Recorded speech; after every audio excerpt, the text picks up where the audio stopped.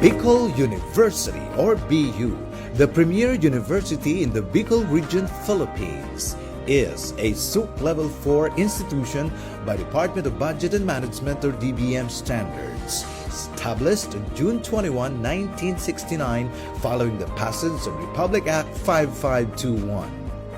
It has 17 colleges spread across its 7 campuses in the provinces of Albay and Sorsogon, with the College of Law and the College of Medicine as its latest addition.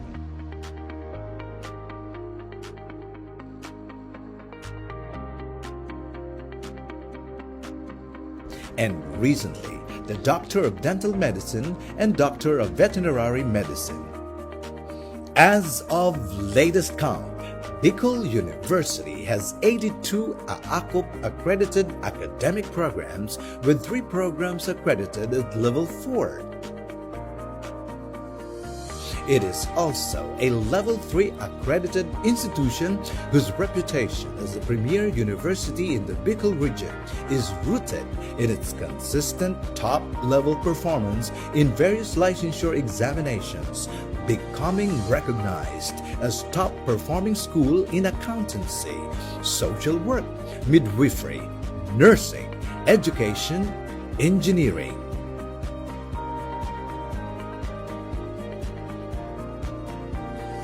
BU has been given its seal of excellence as CHED-recognized Center of Excellence in Teacher Education, Center of Development in Nursing Education, Center of Development in Fisheries Education, and Center for Higher Education Research.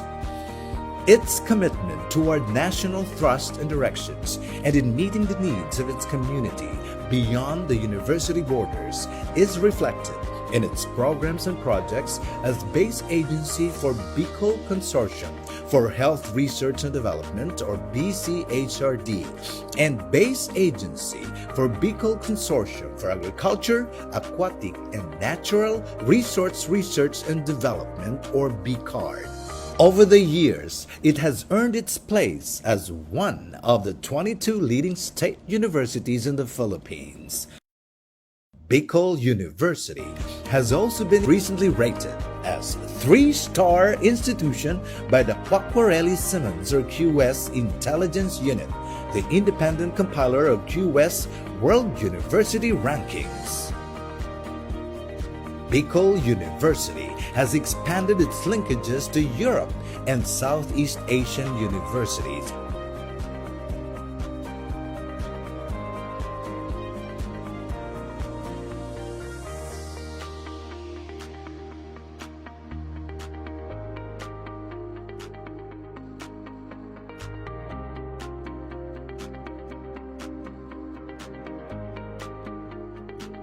This is Bicol University.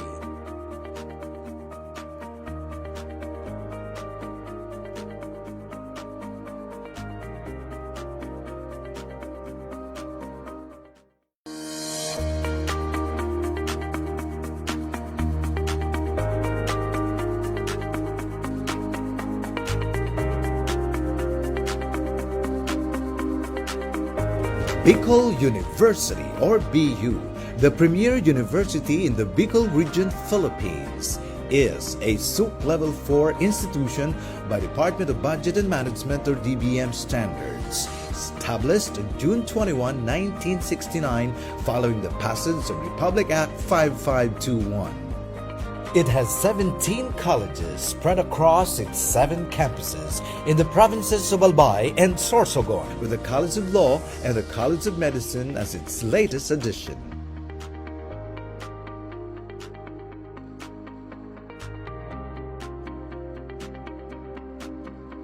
And recently, the Doctor of Dental Medicine and Doctor of Veterinary Medicine.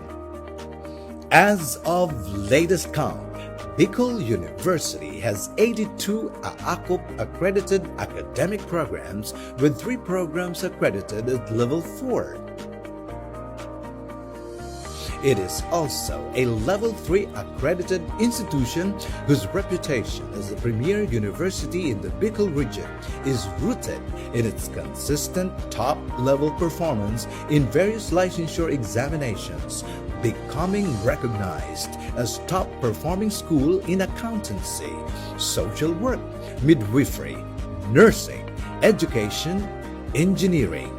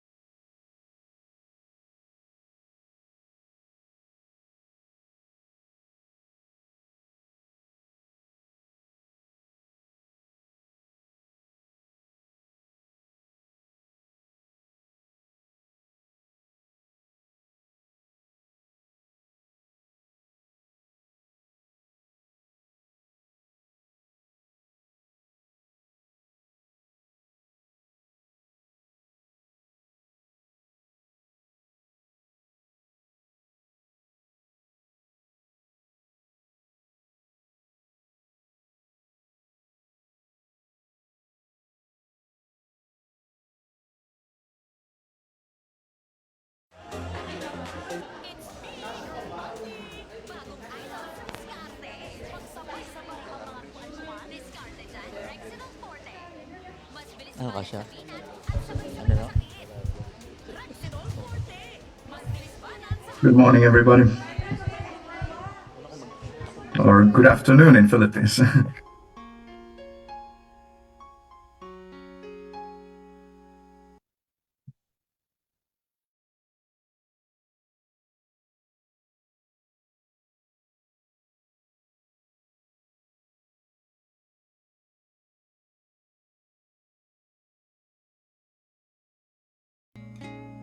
Good afternoon, everybody.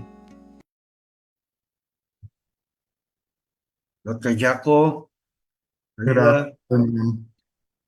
I'm Abraham Simatupang from Indonesia, Jakarta. Pleasure to meet you. Okay, so here I open my video.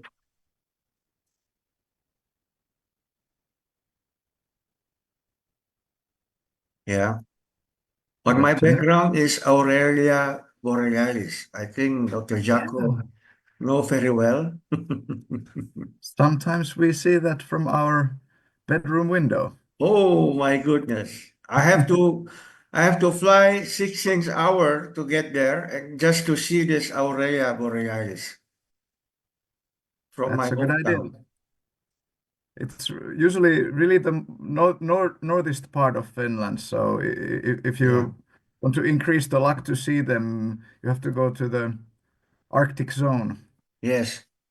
So I went to Reykjavik at that time. Just want Okay, to see this uh, the beauty of the North Hemisphere. sounds like a good experience.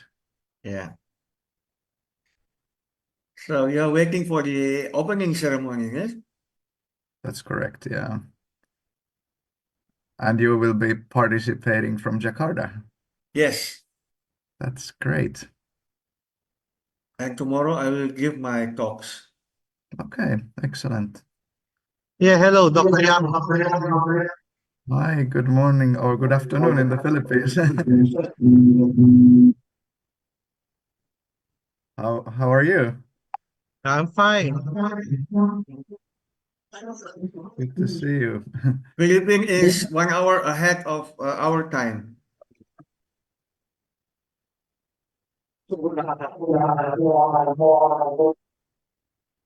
Um, Okay.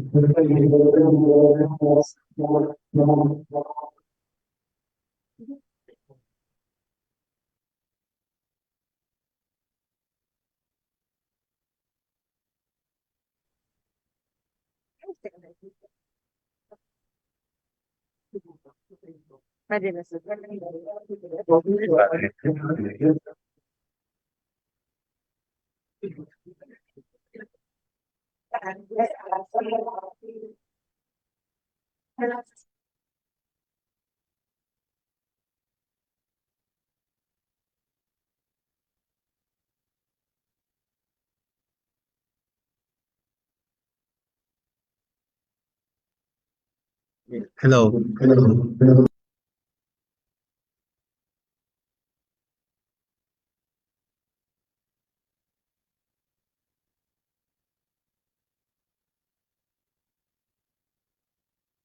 You can start.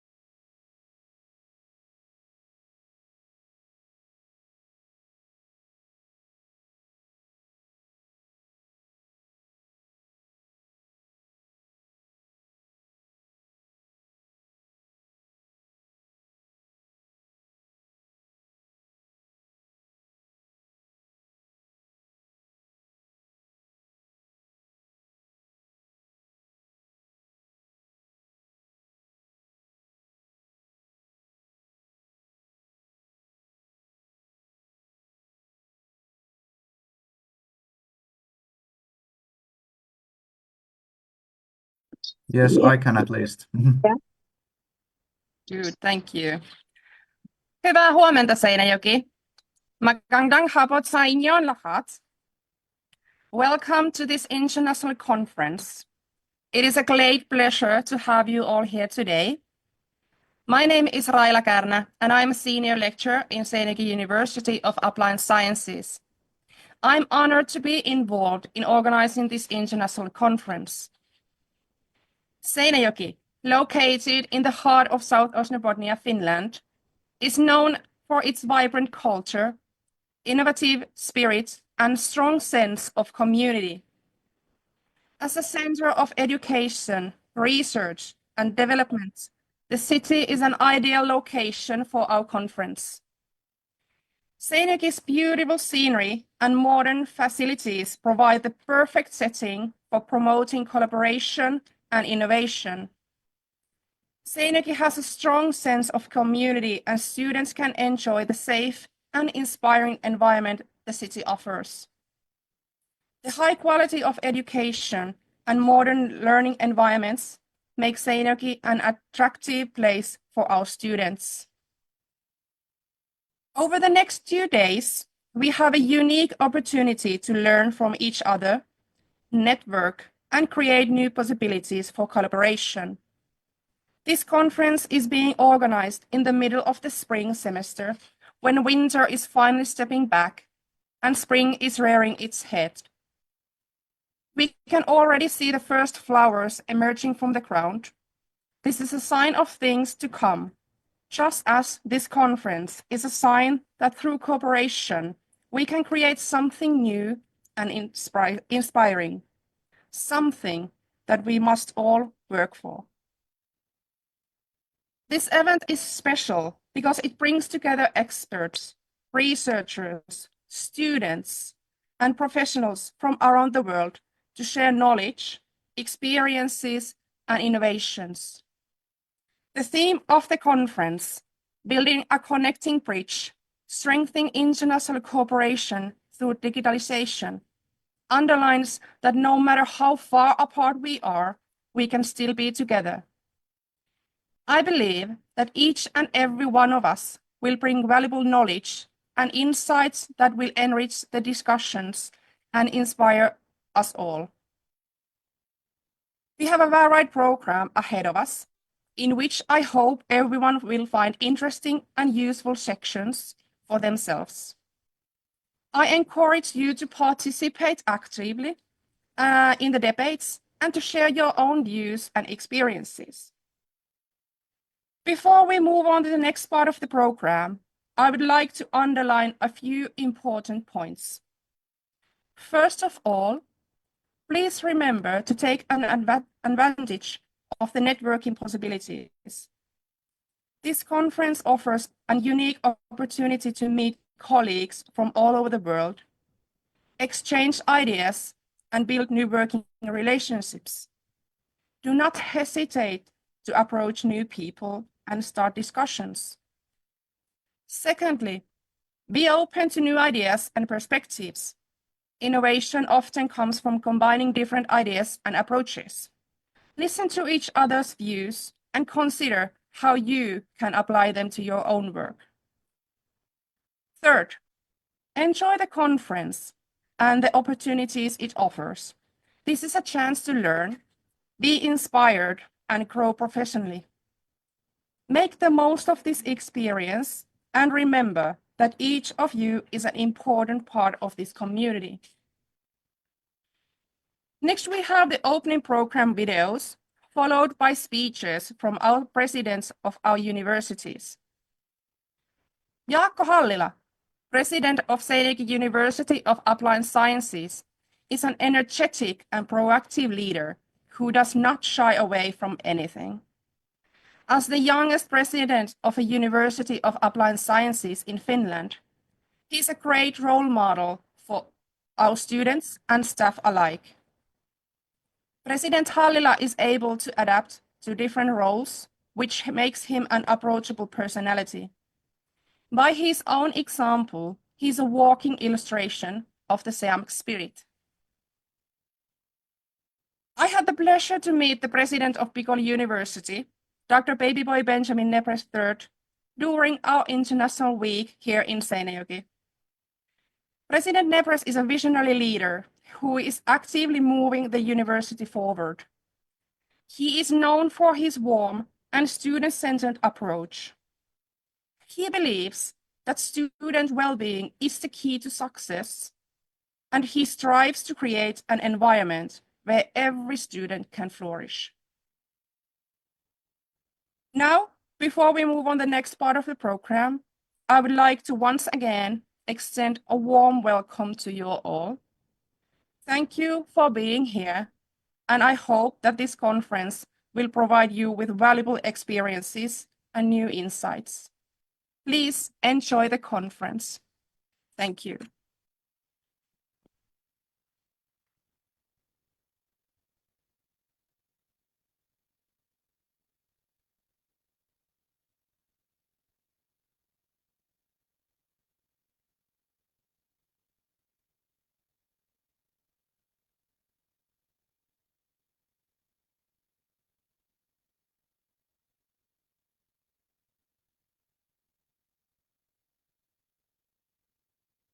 Oi maamme Suomi synnyin maa, soi sana kultainen.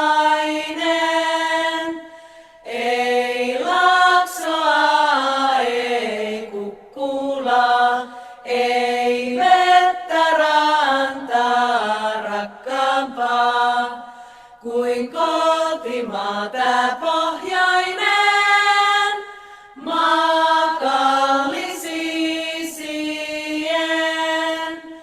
Ei Laaksoa, ei Kukkula, ei vettä rantaa rakkaampaa kuin kotimaa tää pohjainen, maa kallis isien.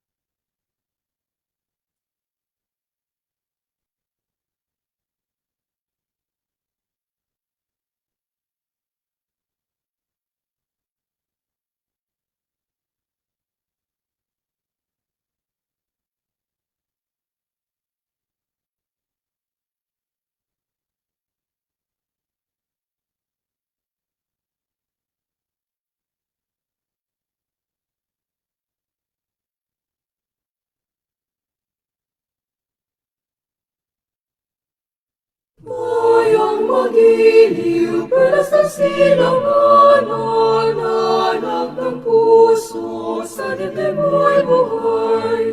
Lupang hinirang, tuyag ka ng magiting, sa manlulupig, di ka pasisili. Sa dagat at bundok, sa simoy at sa langit mabaga, may nilagang tulad, awit sa paglayang minamahal.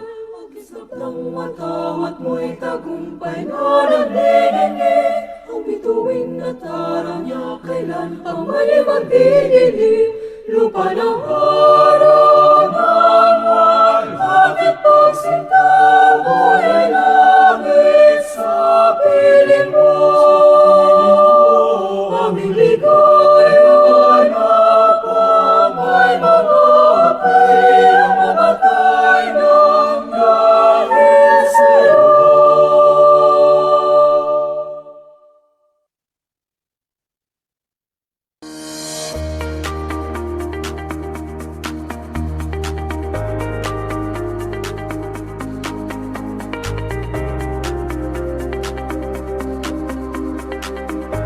Bicol University, or BU, the premier university in the Bicol region, Philippines, is a SUC Level 4 institution by Department of Budget and Management, or DBM standards. Established on June 21, 1969, following the passage of Republic Act 552. It has 17 colleges spread across its 7 campuses in the provinces of Albay and Sorsogon, with the College of Law and the College of Medicine as its latest addition, and recently the Doctor of Dental Medicine and Doctor of Veterinary Medicine. As of latest count, Bicol University has 82 AACOP accredited academic programs, with 3 programs accredited at Level 4.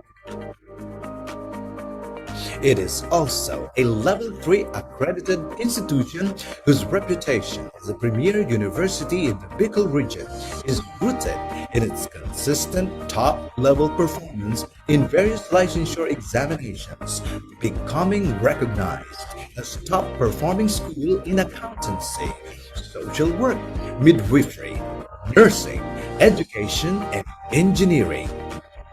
BU has been given its seal of excellence as CHED-recognized Center of Excellence in Teacher Education, Center of Development in Nursing Education, Center of Development in Fisheries Education, and Center for Higher Education Research.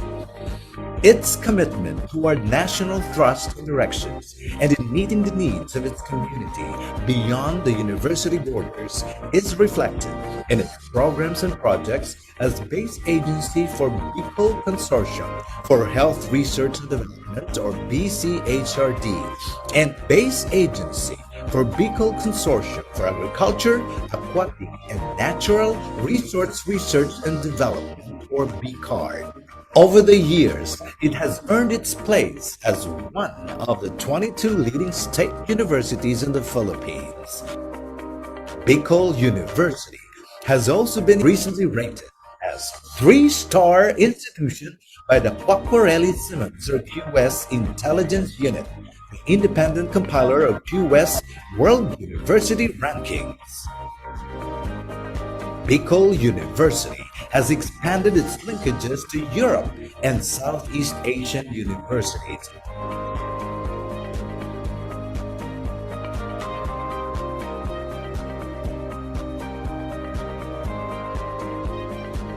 This is Bicol University.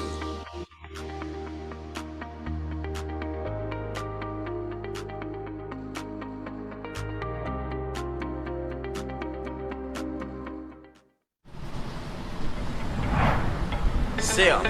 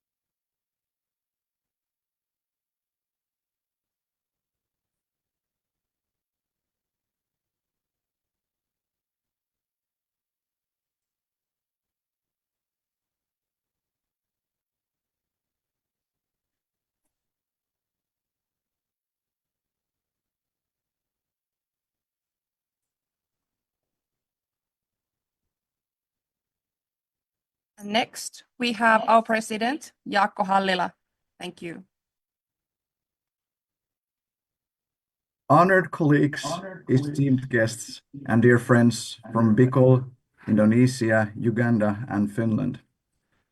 It is a great pleasure to stand here today and celebrate the remarkable collaboration between our universities.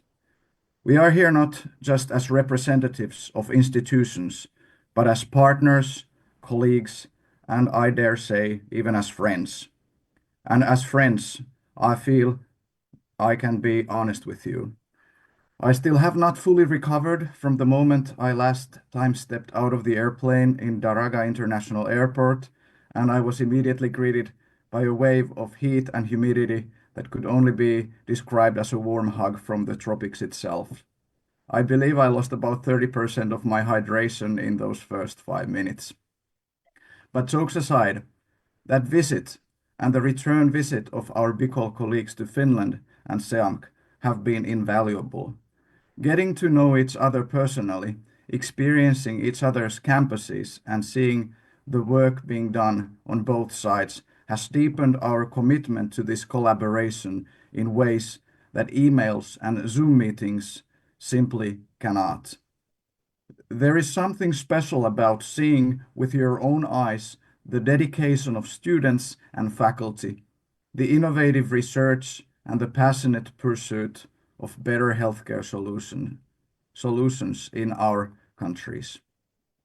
It has been inspiring to witness how we share in common a deep commitment to excellence in education, a drive to innovate in healthcare, and perhaps most importantly, a mutual appreciation for karaoke. As we move forward in this partnership, it is important to reflect on why international cooperation in healthcare education and research is so vital. We are living in a time when global health challenges require global solutions. The recent pandemic has reminded us all that healthcare is not just a national concern, it's a shared responsibility. By working together, by exchanging knowledge and expertise, we are strengthening the resilience of our healthcare systems and ensuring that the next generation of professionals is prepared to tackle the challenges of tomorrow. This partnership between our universities has already produced remarkable results. Our joint conferences, as today, have allowed future healthcare professionals to gain first-hand experience in different medical settings, broadening their perspectives and improving their skills. I believe that our joint research initiatives will explore innovative approaches to patient care, digital health solutions, and community-based health interventions. And I have no doubt that there is even more to come. And let me assure you, we are fully committed to this partnership. We see its value, we see its impact, and we see its potential to grow even further, especially in future joint degree programs in different fields. We are not just signing agreements and exchanging pleasantries. We are investing in a long-term relationship that will benefit our students, our faculty members, and ultimately our societies in both nations. So as we continue this conference, let's remember that what we are building here is more than just academic cooperation. It's a bridge between cultures, a link between great nations, and most importantly, a shared effort to improve healthcare for people who need it the most. And if along the way we can exchange a few song recommendations and weather survival tips, well, that's just for a bonus. Thank you, and let's make this partnership even stronger in the years to come.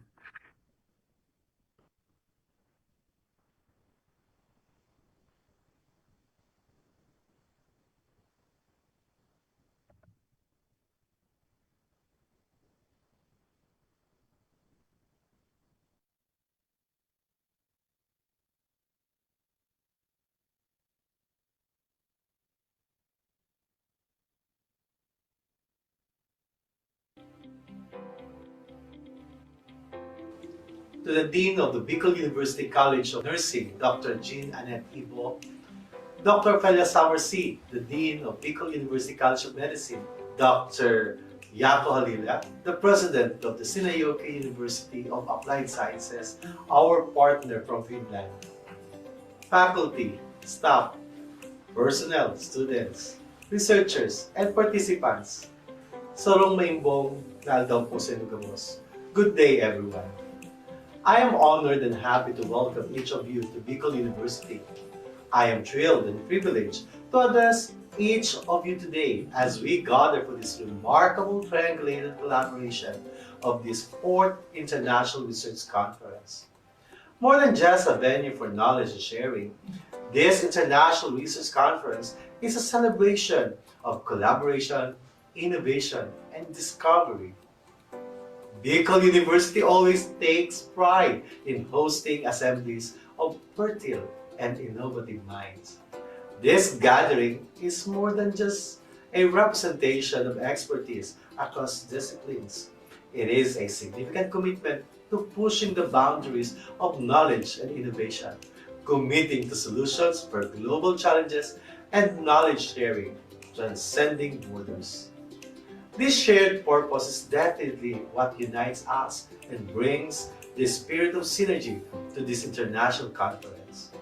Globally, we are at a crossroad of profound complexity and interconnectedness.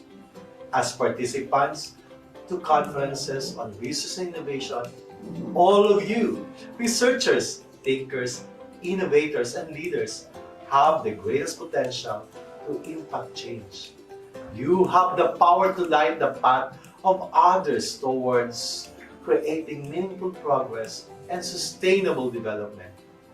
Conferences like this serve as nexus of ideas, inspiration, innovation, and productive partnerships. Truly, the exchange of novel ideas, spirited discussions, and knowledge sharing and seeking will surely make this an impactful conference. I am confident that the ideas born from this conference will have far-reaching impacts, shaping not only the academic sphere, but also our societies at large. In closing, I extend my gratitude to all of you, our distinguished speakers, panelists, participants, and organizers for your dedication and hard work in making this conference a reality. May this conference mark the beginning of new friendships, productive partnerships, better insights and perspectives, with innovative discoveries to inspire us all. Once again, welcome to Bicol University and to this 4th International Research Conference. Diyos ang magbalo sa gabos.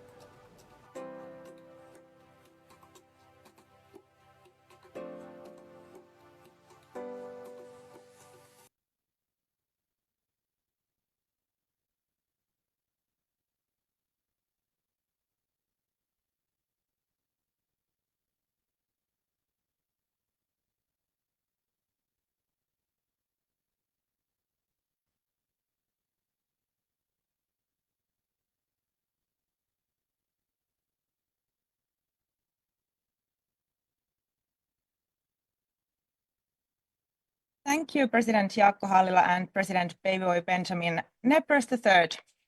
Dear participants, on my behalf, I would also like to welcome you all to the 4th International Research Conference. My name is Pauliina Ölepasti, and I am Senior Lecturer here in SeAMK University of Applied Sciences. It is an honor to be one of the organizers of this conference. It is a pleasure to have so many experts and researchers from all over the world to share knowledge and contribute to the scientific debates. I am truly delighted to see so many students participating in this event, both on site and online from different parts of the world. Your presence brings incredible energy and diversity to our discussions, enriching the learning experience for everyone. It is inspiring to witness how international collaboration can bring us together, regardless of physical distance, and I'm grateful for the opportunity to engage with such a dynamic and global audience.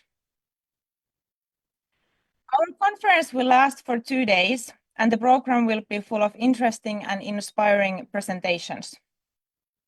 On the first day, we have the honor of hearing the keynote address by a leading expert in her field, our very own principal lecturer.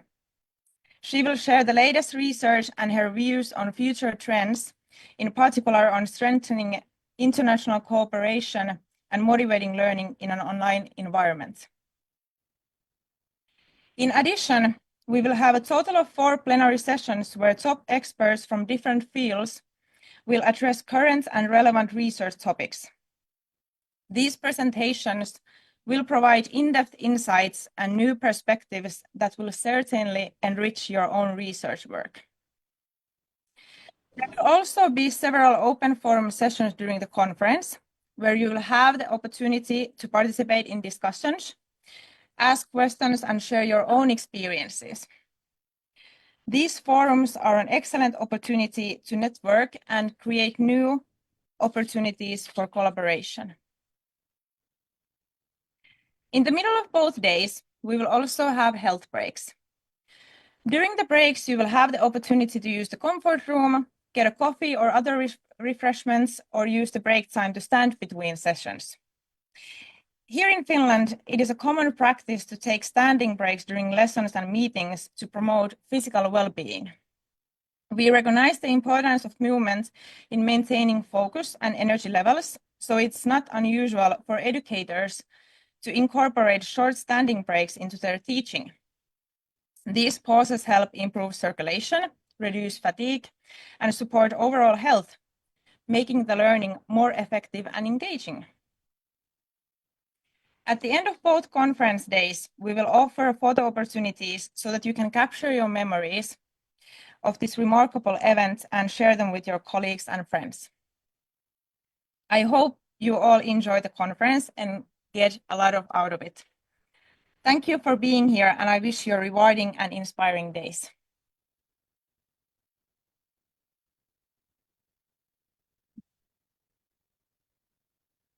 Then, next, we will move on to presenting the participants from SeAMK University of Applied Sciences of this conference.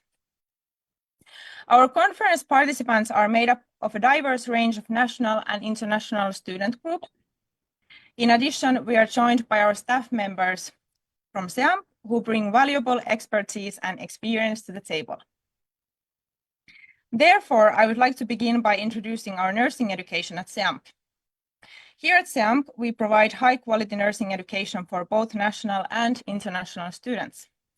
Our school offers both bachelor's and master's degree programs in healthcare, with education available both in Finnish and in English. Although the education for international students is primarily in English, students are expected to achieve a good proficiency in Finnish during their studies, which supports their employment in the Finnish healthcare sector. This expectation is facilitated through Finnish language courses offered as part of the study program. Nursing education for international students has been available at SeAMK since 2010, making this year our 15th anniversary, a remarkable milestone for us. Currently, we have just over 100 international nursing students, and we look forward for welcoming a new group of students in the fall of 2025. In addition to the participants from SeAMK, we are pleased to welcome our guest participants from Clark International University in Uganda. Clark University is a valued partner in our collaboration through the Health Africa Network. We were honored to host the Professor Rose Clark Nanyonga, the Vice Chancellor of Clark International University, as our guest during our International Week last February. Now, I would like to take a moment to introduce the conference organizing team and express my gratitude for their hard work. In particular, I want to thank the organizing committee, both on our side and from the BUCN University, for making this event possible. In addition to myself and Raila, the SeAMK organizing team includes Marjut Asummaa, the head of the nursing degree program, and Andres Mendes, our international facilitator. Marjut has played a key role in organizing this conference, using her extensive network to meet the demands of such an international event. Her contributions to the international nursing education at SeAMK, along with her exceptional leadership as the nursing team supervisor, are truly commendable.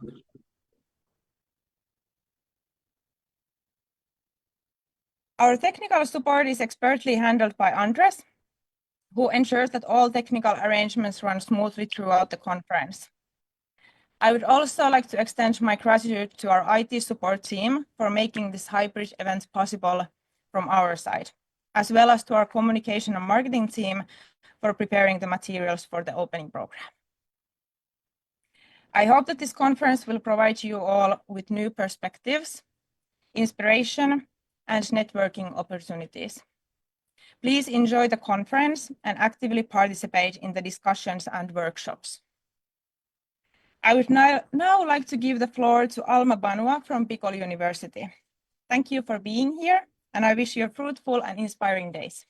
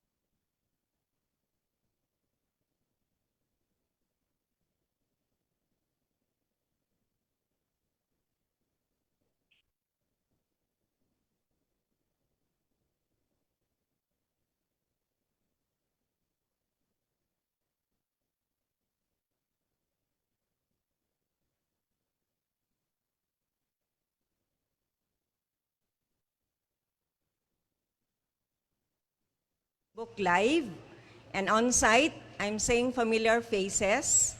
To start with, Cordillera Administrative Region, we have Apayao State College. From Calabarzon Region, Southern Luzon State University. From Bicol Region, we have Catanduanes State University, my alma mater. Still from Bicol University, Department of Science and Technology, Region 5, online. Of course, Bicol University, headed by President Baby Boy Nebres, and other officials who are with us online, especially Professor Evangeline Honrado, OIC, International Relations Office. Pulangi with Dean Mary Joy Katangi.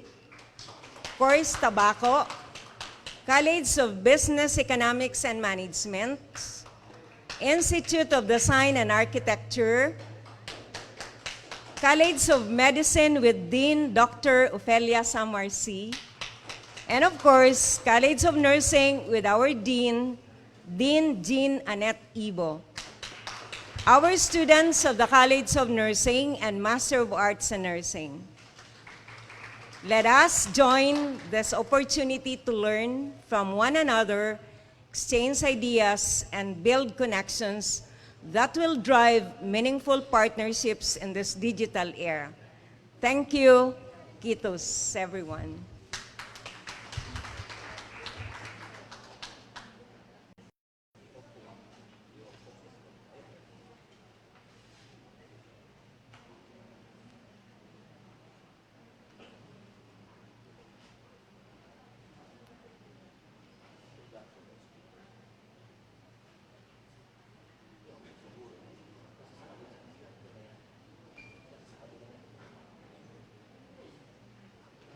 We are honored to welcome Dr. Mari Salminen-Tuomala, PhD in Health Sciences, as our keynote speaker today. Dr. Salminen-Tuomala is a well-respected principal lecturer in clinical nursing and Advanced Practical Nursing at SeAMK University of Applied Sciences. She also leads the research program on health promotion and nursing care at the same institution and serves as a docent associate professor in nursing science at Tampere University. Dr. Salminen Tuomala's extensive career began as a registered nurse at SeAMK Central Hospital, where she worked from 1989 to 2007. Since 1992, she has been imparting her knowledge to nursing students, progressing from part-time teaching to senior lecturer in acute care in 2008, and ultimately principal lecturer in 2018 at SeAMK University of Applied Sciences. Her professional profile is a blend of teaching at the master school, conducting research, and managing projects. With a wealth of experience in national and international projects since 1910, Dr. Salminen Tuomala has excelled in planning and management. Her expertise spans acute care, cardiac care, emotional intelligence, situational awareness, attractiveness and retention in nursing, patient counseling, simulation-based education, and research methods.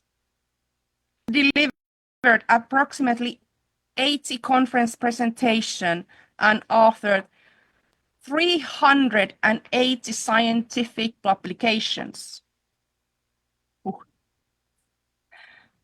Dr. Salminen Tuomala is known for her energetic demeanor, which fuels her passion for research. Her impressive list of publications has earned her respect and recognition as a sought-after speaker at various international conferences. Beyond her professional achievements, as a colleague, Dr. Salminen Tuomala is always friendly, and her gardening skills are nothing but admirable. It seems as if her smile blooms alongside with her flowers. Please join me in welcoming Dr. Mari Salminen Tuomala.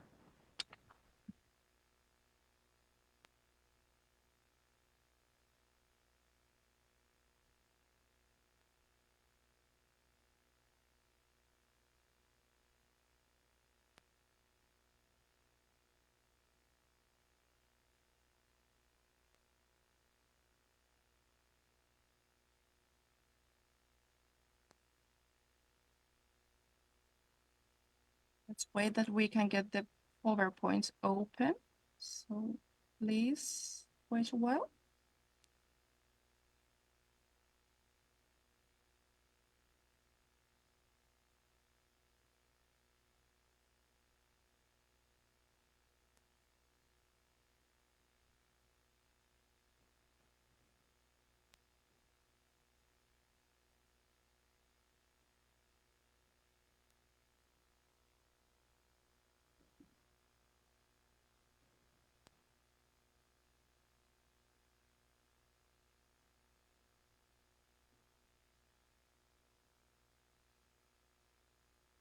So thank you for speaker invitation. Dear residents, professors, lecturers, colleagues, and all participants, it's great pleasure for me to participate in this international conference with you. My topic today is strengthening international cooperation and motivating learning in the online environment. Sorry. I just adjust the presentation briefly. Okay, please. Sorry for the interruption. It's nice to have help.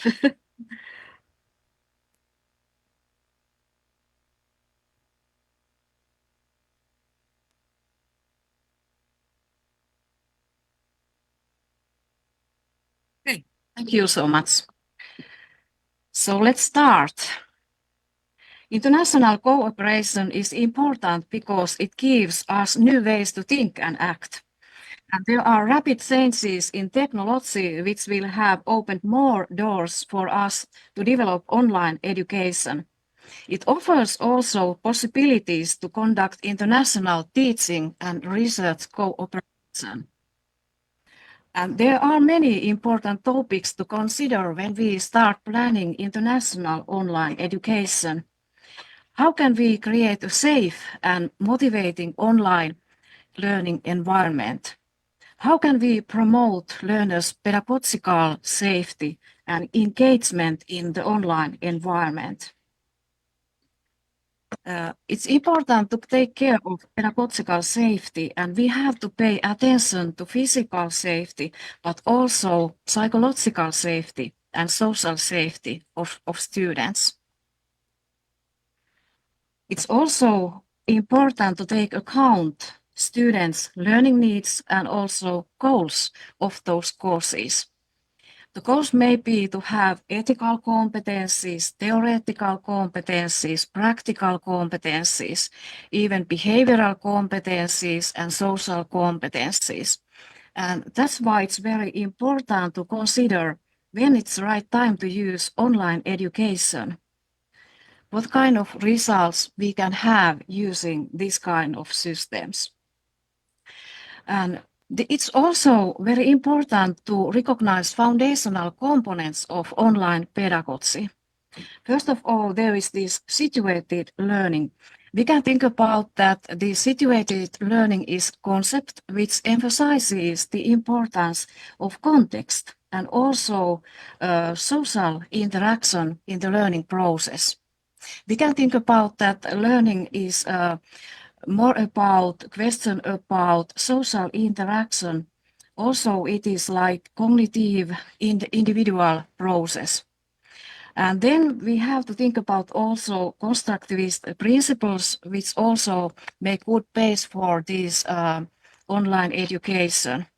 And from constructive perspective, we can think about that learners are active participants and they build their understanding and knowledge on their previous experiences.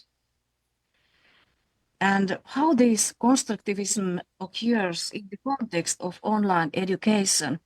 There are three central principles that we have to take account, and they have a lot of meaning for online education. And these things are interactive content, collaborative learning, and reflective activities. Online courses should always include interactive elements like simulations and discussion forums. And collaborative learning is very important. And also very many kind of group projects and group work and peer reviews, which can foster a sense of community. They can also enhance learning through social interaction. And we can use platforms like discussion boards and also video conferencing systems, which can facilitate these activities. Reflective activities are very important, and I would like to encourage all the students to reflect your own learning experiences through journals and blogs. It's a very important question how to motivate students in the online learning environment.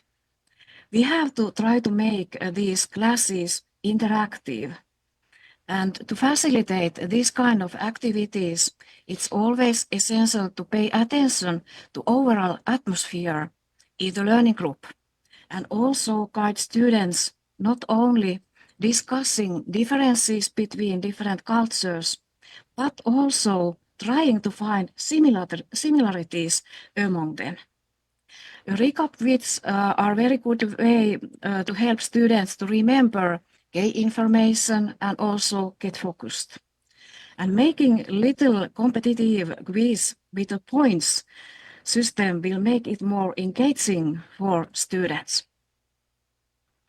In order to improve motivation to study in online learning environment, it's essential also to build relationships and community and incorporate active learning, leverage learner agency, but also embrace mastery learning and personalize the learning process. In order to improve motivation to study in online learning environment, it's also very important to promote students' cognitive engagement, but also affective and behavioral engagement. And then it's also important that we try to engage people more in communication, collaboration, presence, and also community. They make this online environment like a safe and good way to learn new things. It's also very important to develop and cultivate trusting relationships, because we can think so that interpersonal relationships are a good way to have effective learning. And also recent studies have confirmed that cultivating trusting relationships in online learning environments improve learning improvements and outcomes. And students are more likely to stay engaged if they are required to work together on the projects. It's very important to encourage interdisciplinary and multicultural interactive learning as much as possible.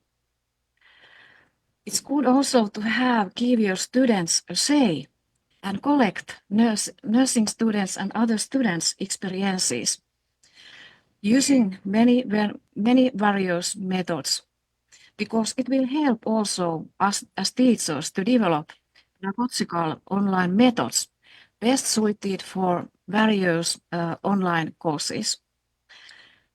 I think so that students should get involved in planning also these virtual courses, because they have so much to give for us as teachers, and cooperation between teachers and students is very important. When choosing the online international collaboration tools, there are many kinds of possibilities. And while using asynchronous communication platforms, they can help and they can enhance, enrich, and also expand course content. But if we use media-rich synchronous communication platforms, they can allow learners to have more significant sense of social presence. And it will also encourage them to be more actively engaged in the learning environment. Synchronous communication platforms help to enhance intercultural understanding and also develop nonverbal communication skills. They are also a good possibility to develop maybe common bachelor thesis cooperation and also make scientific research. Which one is better for students? Is it synchronous or asynchronous learning online? Both of those have their pros and cons.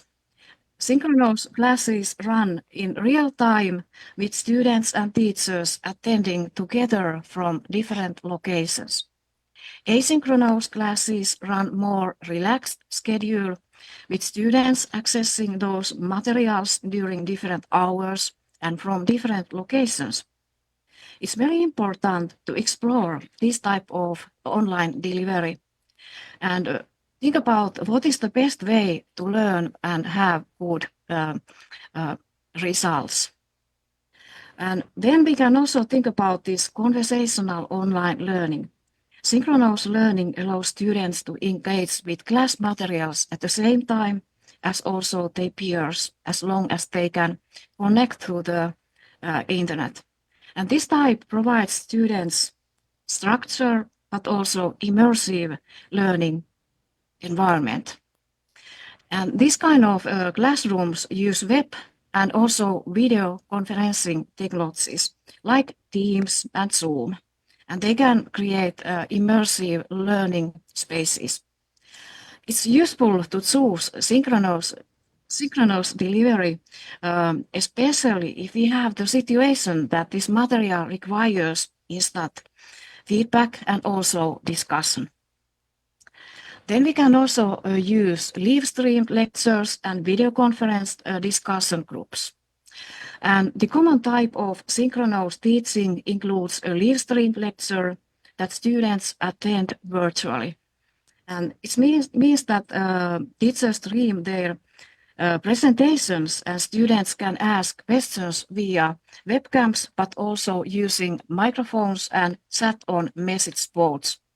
And for more classroom engagement, teachers can also incorporate video conference discussion groups.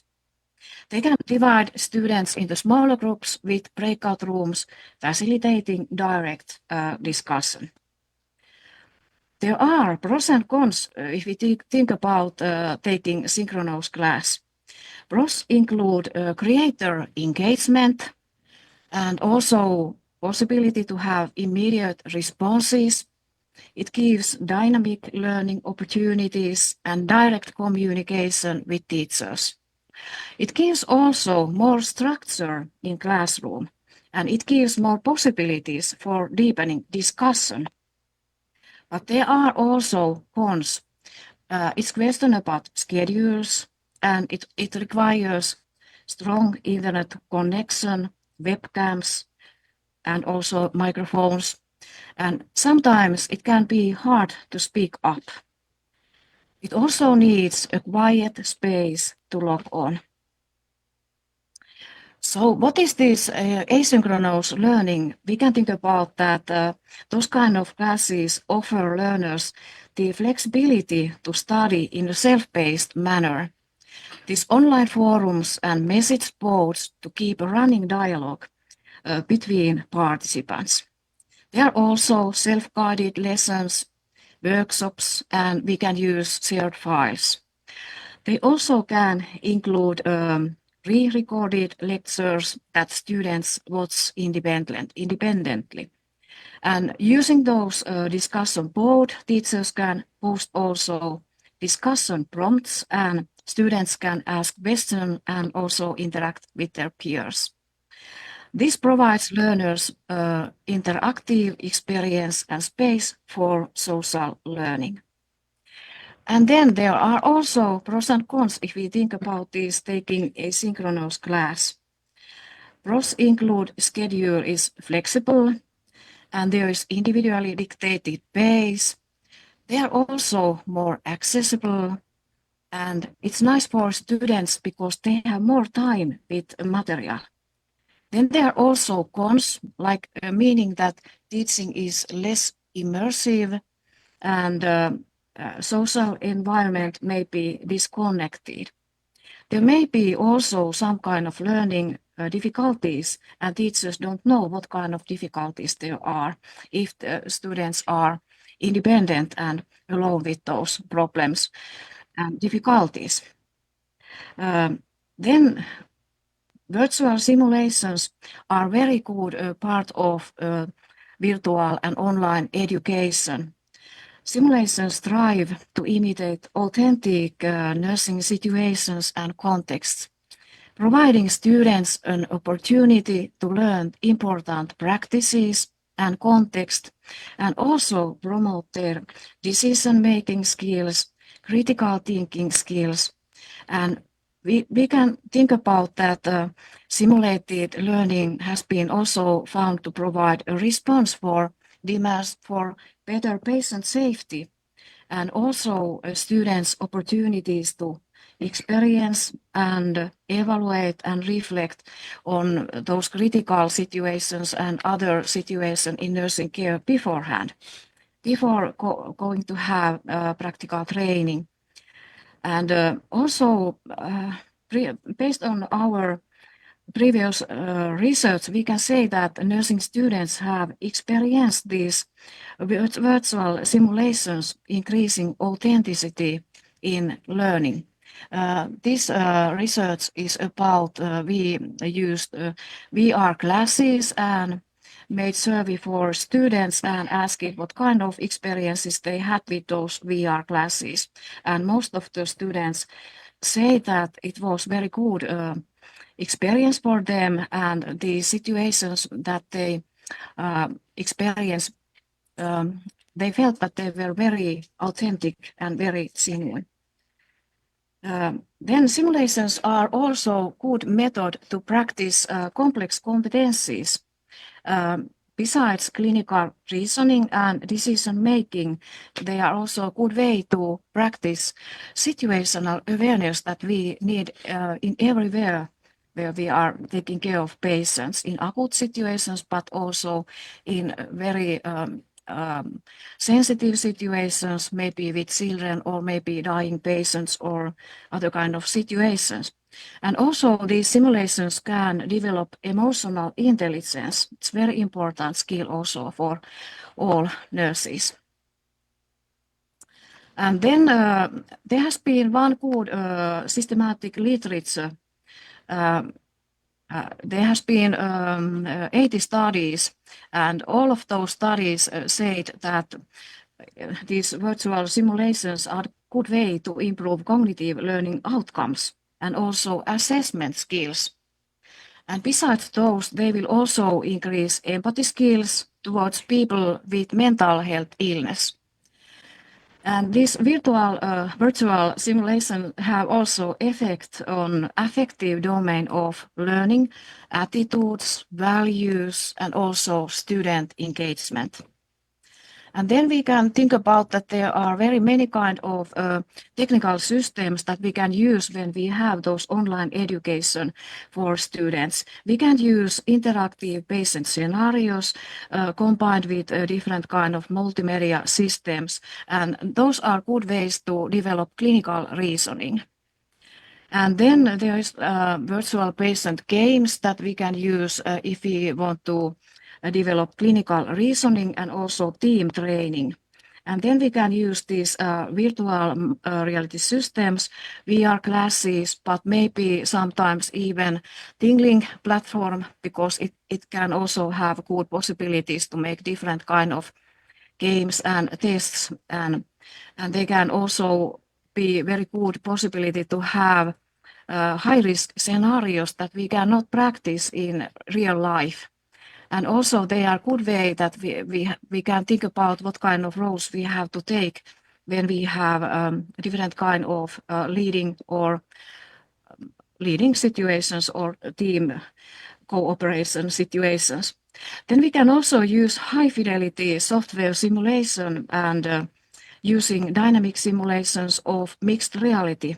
And then they are mainly real-time simulations, and it's a good way to learn both technical and also non-technical skills. And then there is also human standardized patients, meaning that we can use video recorded actors who role play patient to train patient communication skills. And then, of course, high-fidelity mannequins, which are best to practice clinical skills and team skills. But we can also make some kind of videos and we can show them in many places. For example, if we have bedside simulations here and we are using this kind of mannequins, so we can show these situations for other students in different places, and there can be good discussion afterwards what kind of things there's important to take account and what has happened and what kind of alternative ways there have been to act in those situations. It's also possible to use narrative-based virtual patients and case-based computer games. And the use of these narrative-based virtual patient has been recommended a technique having potential for wide application in health education. And also these case-based computer games involve several alternative pathway options, meaning that the user needs to make care and treatment decisions, and they will affect the progress of the simulation. Good way to use, for example, tingling platform. And all these techniques should be based on careful choice of learning objectives and also realistic narratives and authentic scenarios. Then there are very easy ways to do this and conduct virtual patient interviews. We can do them using training on Teams. Teams application can be very easily used to practice these interviews, and we can give patients and nurse roles for students. And students placed in patient roles receive their role descriptions just before team session, so they can leave into their roles. And the other students, they take turns playing the role of nurse. So these two students are like acting in pair, but this who is taking this nurse's role doesn't have any information of the patient beforehand. They only have information where they will work. Is it acute care, emergency polyclinic, or some other place? And then the rest of students will observe the interviews on Teams and make notes on question form. And each session is followed by feedback discussion. And according to research results, this kind of trainings have had positive experiences. And one example about this virtual simulation in learning the assessment and counseling of diabetes patients. We had multi-professional practical piloting for nursing students and medical doctor students, and they were examining and interviewing patients in SeAMK Central Hospital. So there was one nurse and one doctor in pairs. But before this clinical training and piloting, we arranged them this kind of teams system that they make this kind of interviews. That one of them was a diabetes patient and one of them was a nurse. And it was very good because they thought that they get more skills, and it was easier to interview patients and examine patients after this cooperation course. And then we have also started to have remote counseling simulations for those nurses and nursing students who study advanced practical nursing degree at master school. And these experiences have also been very positive because students feel that their skills in conducting remote counseling and choosing also remote counseling equipment and teaching techniques have been improved. So there is a very big question. What about VR classes and virtual reality? Are they a challenge or possibility? And how can virtual reality classes and virtual learning material be useful for final stage nursing students?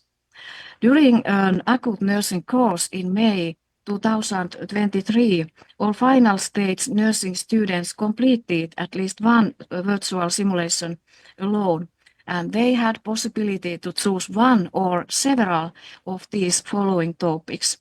There were cardiopulmonary resuscitation, assessment of acutely ill patient and care of an unconscious patient, but also management of an acute situation in the patient's home context. Most students perform the assessment and examination of acutely ill patient, designed to practice the use of the ABCDE protocol. And the classroom situation was led by two teachers, and these students had plenty of experience of simulation-based learning, full-scale simulations and small-scale virtual simulations through the Teams application. And 2 years ago, these students had first time opportunity to try out these VR classes and virtual learning materials in a classroom situation. And following this simulation, the students were instructed to conduct self-debriefing to determine their successes, challenges, and also development needs. And their experiences of self-debriefing and the development of professional identity were discussed later in a teacher-led seminar. The purpose and objective of this research was to describe final state nursing students' experiences of learning with help of virtual learning materials and virtual simulations. And the objective was to produce knowledge that can be used to develop virtual simulation counseling and also support students' self-debriefing. And Data were collected using online web report survey, and it was analyzed using statistical methods and inductive content analysis. Response rate was 68%, and most of those respondents were women, and they were 22 to 30 years. And majority of these nursing students had never used VR classes before, but all students rated the virtual simulation as good method to learn acute care nursing, and almost everybody regarded the virtual setting a good learning environment. There are some results and experiences of these virtual material and simulations as learning method. Virtual simulation was seen as a safe way to promote technical and non-technical skills in acute care. And following these simulations, students felt more confident about working as nurses in acute care settings. The virtual simulations were found especially useful in learning to assess patients' level of consciousness and also assessing patients' breathing and circulation. Those students experienced that virtual simulation was a meaningful way to test one's problem-solving skills and also develop situational awareness for acute situations. It was also a good way to develop decision-making skills. The virtual environment was experienced a safe learning environment, and it was also including suitable amount of technological challenges. And it was surprising that students found that these technological challenges were very interesting and also motivating. Then something about virtual learning cafe. We can think about that it is a collaborative method for discussion and for the construction and sharing of knowledge. And discussion is an essential element in the method, giving reasons for one's own views and reaching for common understanding. Also, the method helps learn to reach common decisions, and reaching consensus is very important. And we have tested this virtual learning cafe using Teams breakout rooms. It's totally new, so we have not made it very many times. Students can be divided into groups depending on the number of topics, and 4 to 6 students per group is very good number. It's important to have clear instructions for students how to enter a new room after a specified time. Example, if we have breakout room 1 and there is topic risks to patient safety in emergency medical services, so group 1 will start there. And in room there will be topic means of promoting patient safety in emergency medical services. And then this group 2 will start there. And each group will choose a chairperson for the topic. And after 20 minutes, all these group members will enter a new room, except for the chairperson. So all those chairpersons will stay in the same room all the time. But these other students will enter these new rooms and until they have returned to their original rooms. And then these chairpersons of all groups summarize the contents relating to their topic, maybe using in a PowerPoint or some other presentation. Yeah, and it's very important that before we start this kind of breakout room exercises, it's good to have clear instructions, and also teacher can send Teams messages for students concerning the schedule and also ask how this group work is progressing. And then something about simulation coaching concept. We had one research and development project and where we developed this kind of simulation coaching concept. And this project purpose was to develop professional competence of social and healthcare personnel in small and medium-sized enterprises. We had 23 enterprises participating in this research project, and there were over 200 persons participating. And the aim of this project was to use simulation-based learning and coaching to meet health and social care staff self-reported learning needs. And we had different kind of small what is this? Small and medium-sized enterprises. They were taking care of elderly people, but also there were children and also people with mental health problems. And those simulations and interventions were very many kind of, because they were like simulations that we try to give those people generic skills like teamwork and interaction skills, emotional skills, but also information technology and digital skills. And then we also had people who had very specific needs. They wanted to learn more acute care and more about how to take care of aggressive patient, or maybe children who had some kind of problems with emotions and so on. But also there were cases and interventions how to take care and meet people who were in the end of life. This project involved a mixed method survey early in 2017, and it was questions about participants' self-assessed competence and learning needs. And then there was simulation-based coaching sessions, interventions conducted in these enterprises, and there were altogether 120 intervention sessions. They are very interesting and challenging. And afterwards, we made also mixed method survey on participants' self-assessed competence to evaluate the effectiveness of the intervention.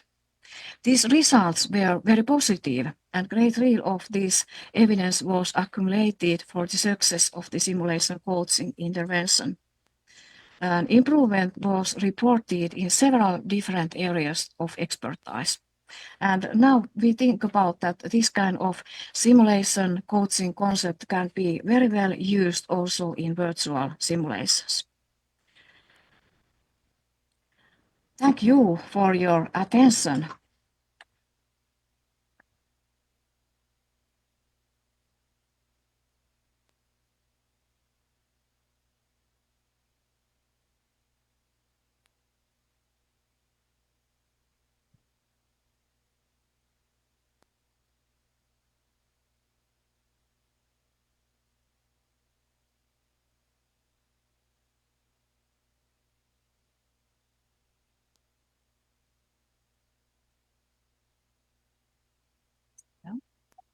Yeah. Thank you for our principal lecturer, Dr. Mari Salminen-Tuomala. Dear participants, we are ready to start the first open forum of the day. This is an opportunity for you to ask questions, share your ideas, and freely discuss the themes of the conference. We hope you will take this opportunity to network and learn from each other. For everyone who would like to say or ask something, I kindly ask you to raise your hand. A handheld microphone is provided from us. For everyone who is participating through Zoom, I kindly ask you to raise your electronic hand. Thank you for your attention. I now invite you all to share your thoughts and experiences. Let's begin the discussion, for which we will have approximately 15 minutes of time.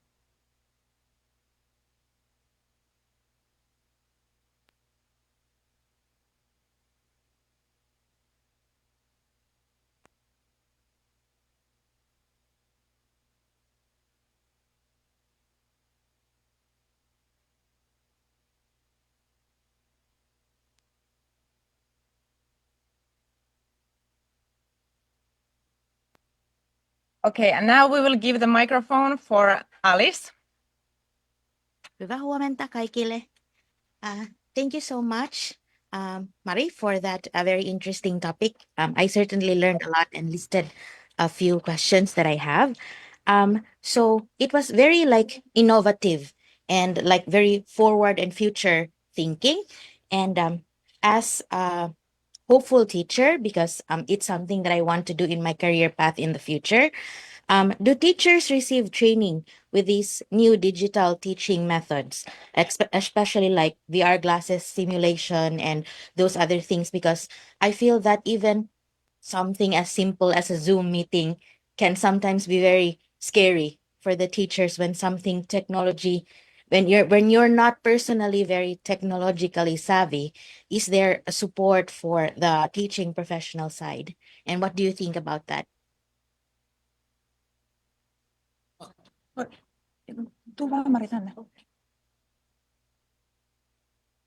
Thank you for very good question. I think so. It's very important that all new teaching students and teachers will have this kind of education about different kind of technological ways and equipment and methods how to use them.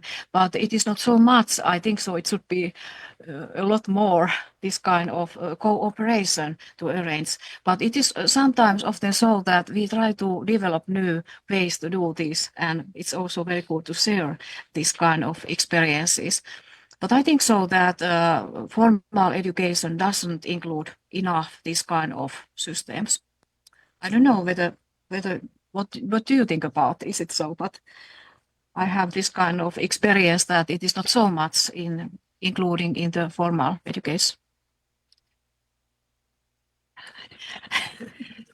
Thank you, Alice. We also have one question from BUCN University. So the question is that we are in a developing country with a limited access to virtual reality tools. Can you give us some practical tips to bridge this gap? Well, it's very important question, and I think so that it is so that we can also use this Zoom and also Teams and have many kind of practical trainings using those if it's not easy to have this kind of tools. But they make it many times. I think so that tools are not the most important thing, but it is our creativity, how to take account everything and how we can use those tools that what we have, but maybe also increasing cooperation between our universities using webcams, using Zoom, using Teams. It is possibility how we can use this, because it is also possible to use different kind of simulations in many kinds, like multi-site simulations or website simulations, so we can share those things about. So it is, I think so that using different kind of audiovisual equipment, webcams and microphones, they make it easier. But sometimes it is of course so that if we have those mannequins and we can use them with our own hands, it makes it easier, and maybe it's easier to remember those things because we have practiced them ourselves. Yeah. Thank you. Then we have another question also from BUCN University. So the question goes, may I know what assessment tool do you use to evaluate the students' learning in the simulation activity? Oh, it's very good question also. I think so that there are also very many kind of ways to evaluate this learning.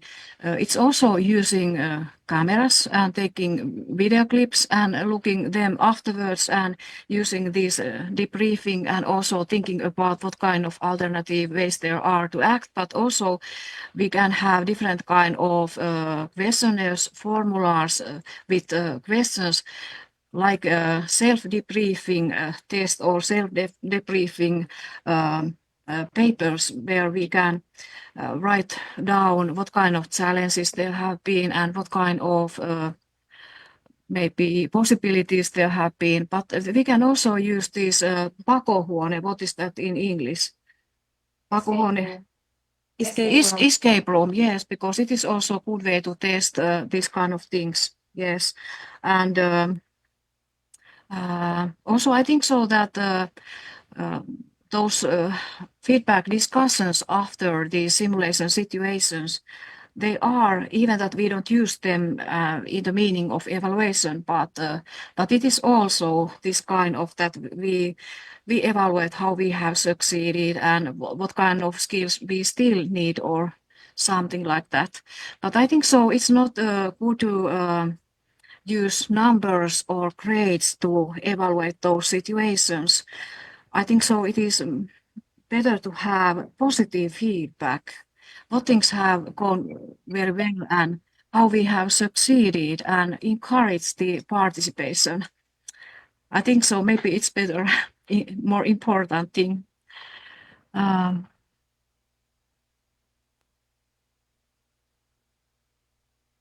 Nursing and medical, do you also have interprofessional education program? No, we don't have this kind of program, but we had those medical doctor students from Tampere University, and the nursing students were from our school. So it was cooperation between SeAMK University of Applied Sciences and Tampere University. It was really interesting and very good piloting. Okay.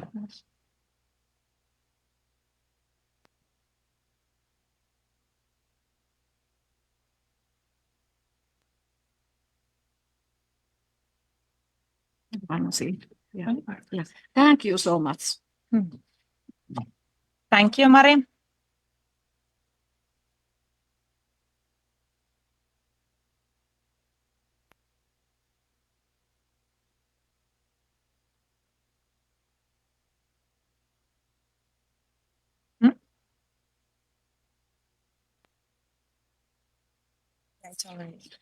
It's already answered. Would anyone like to say something or ask something here or online?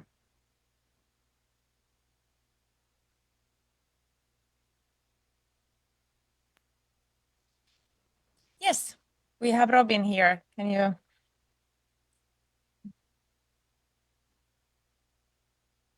Yeah, hi, good morning all to all. Yeah, we came from a country where there is limited access to technology. So we just hope that we are about to, if things go well, we will graduate on December. So we hope we can experience this technology before we graduate. So, it will be very helpful for us. Thank you. Thank you, Robin.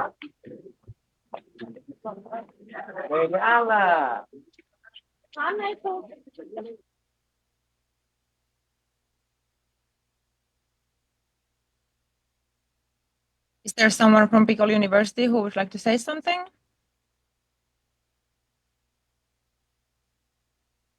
Jadi di sinilah kalau aku nongkrong di sini anak FK kadang-kadang nongkrong gini. Nah di sini lagi ngobrol soal apa mata pelajarannya. Maka bilang Yuki ya itu inilah langganan fotokopinya. Nah ya nih sama satu lagi di sana. Ada nomornya Pak Wanto nggak? Catat. Fotokan nomornya.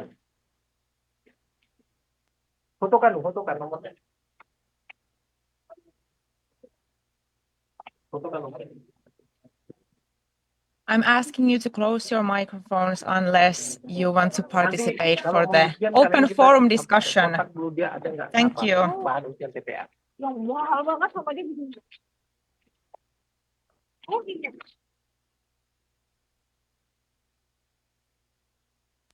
Okay.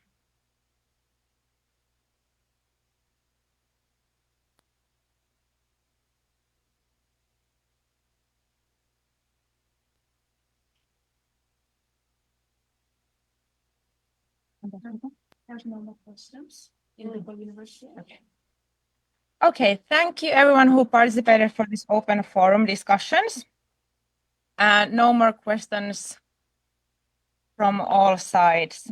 So thank you all for your active participation. It has been a pleasure to hear your questions and thoughts. We will now have a health break. during which you can refresh yourselves and look after your well-being. After the break, we will resume the program as scheduled in our program. So we will continue here at 10:35 a.m. time in Finland, and that would be 16:35 p.m. on the Philippines time. Thank you again.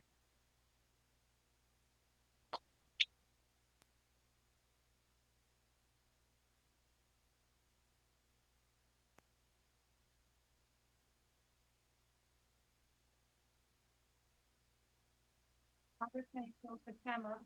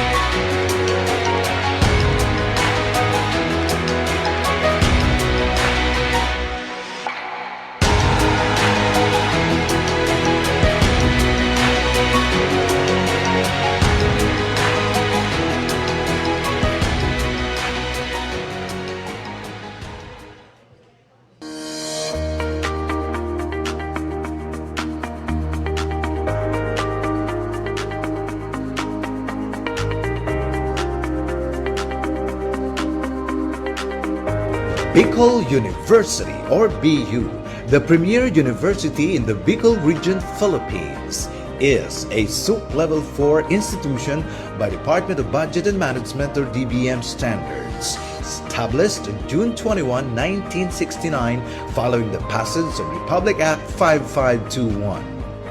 It has 17 colleges spread across its 7 campuses in the provinces of Albay and Sorsogon, with the College of Law and the College of Medicine as its latest addition, and recently the Doctor of Dental Medicine and Doctor of Veterinary Medicine.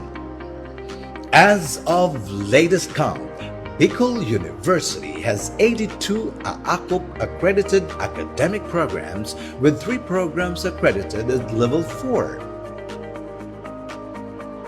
It is also a Level 3 accredited institution whose reputation as a premier university in the Bicol region is rooted in its consistent top-level performance in various licensure examinations, becoming recognized as top-performing school in accountancy, social work, midwifery, nursing, education, and engineering.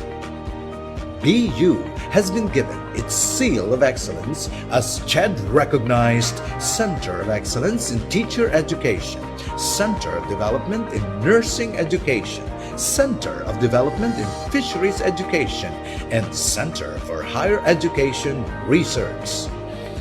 Its commitment toward national thrust and directions, and in meeting the needs of its community beyond the university borders, is reflected in its programs and projects as base agency for Bicol Consortium for Health Research and Development, or BCHRD, and base agency for Bicol Consortium for Agriculture, Aquatic, and Natural Resource Research and Development, or BCAR. Over the years, it has earned its place as one of the 22 leading state universities in the Philippines. Bicol University has also been recently rated as 3-star institution by the Quacquarelli Simmons, or QS Intelligence Unit, the independent compiler of QS World University Rankings. Bicol University has expanded its linkages to Europe and Southeast Asian universities.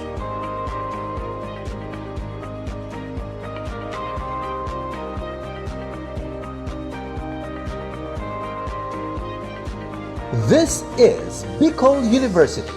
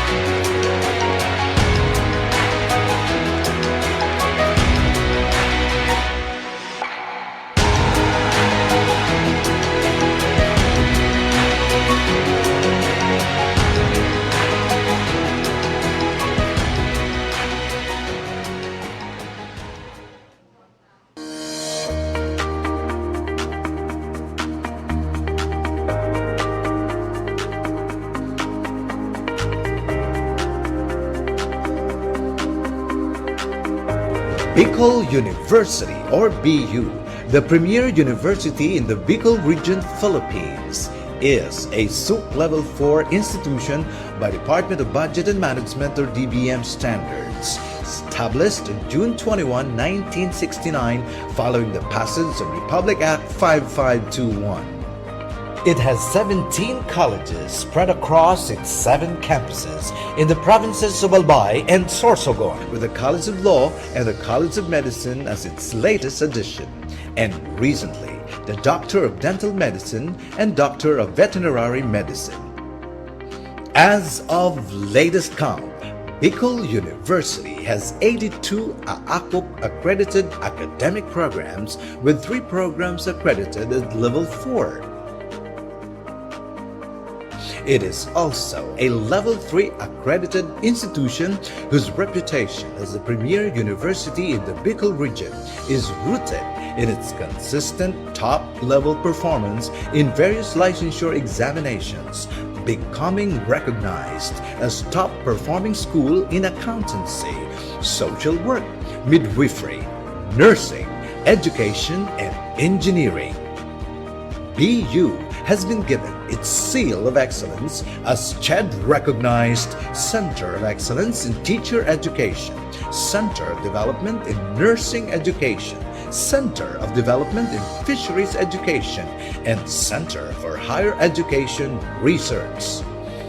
Its commitment toward national thrust and directions and in meeting the needs of its community beyond the university borders is reflected in its programs and projects as base agency for Bicol Consortium for Health Research and Development or BCHRD and base agency for Bicol Consortium for Agriculture, Aquatic and Natural Resource Research and Development or BCARD. Over the years, it has earned its place as one of the 22 leading state universities in the Philippines. Bicol University has also been recently rated as 3-star institution by the Quacquarelli-Simmons or QS Intelligence Unit, the independent compiler of QS World University Rankings. Bicol University has expanded its linkages to Europe and Southeast Asian universities.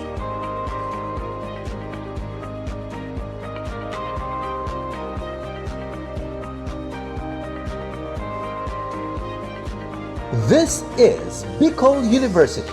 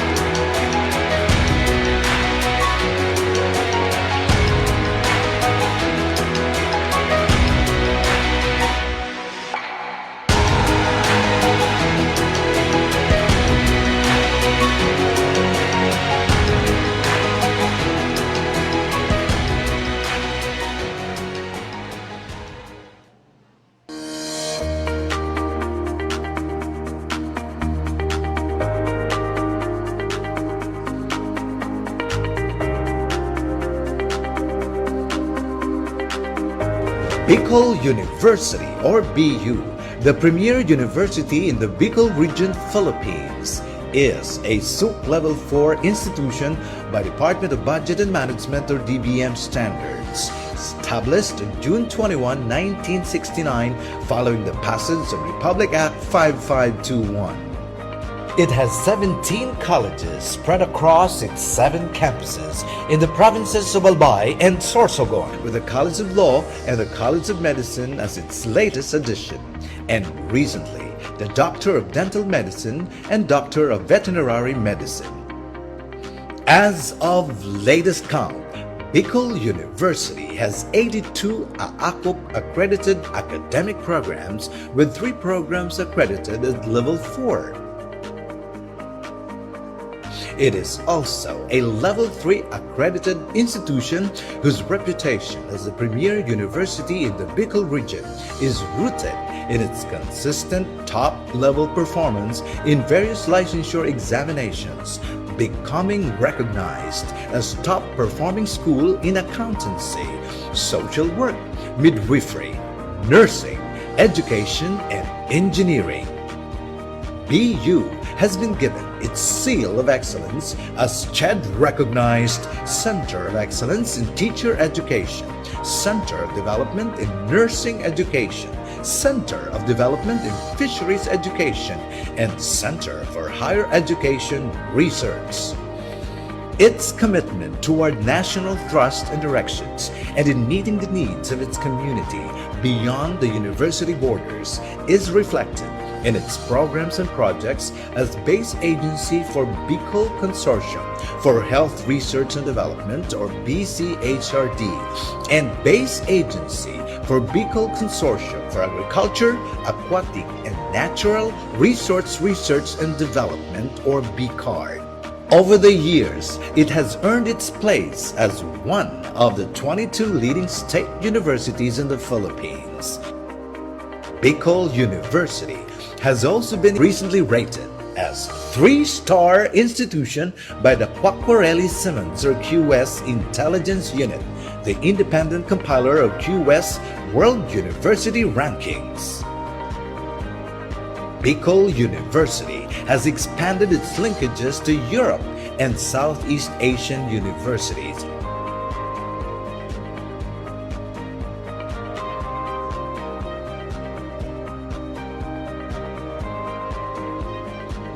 This is Bicol University.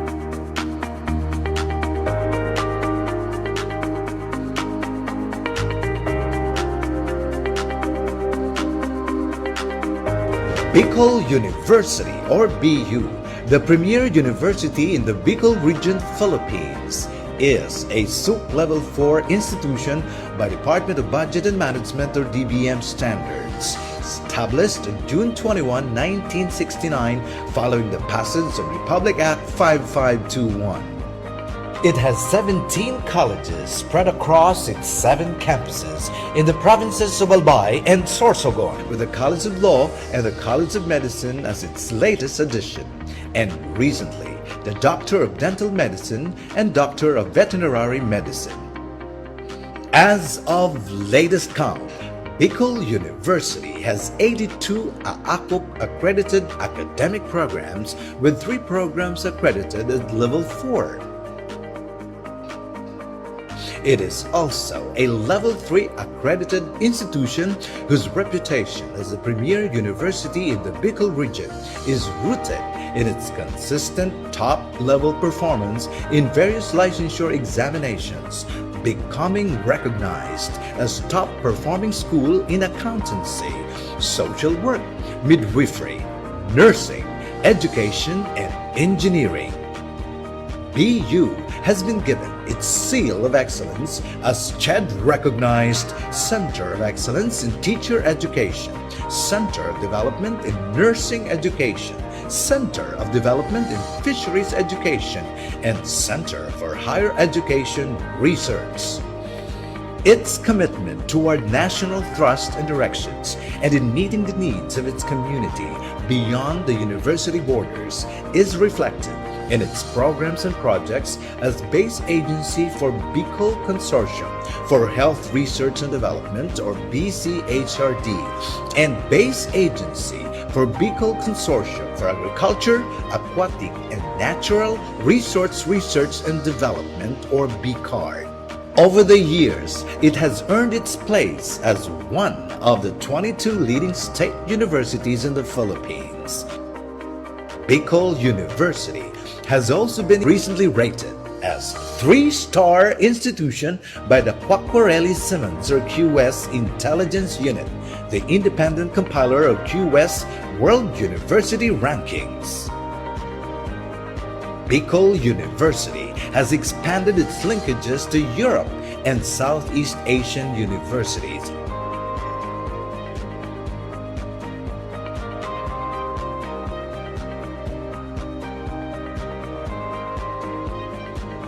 This is Bicol University.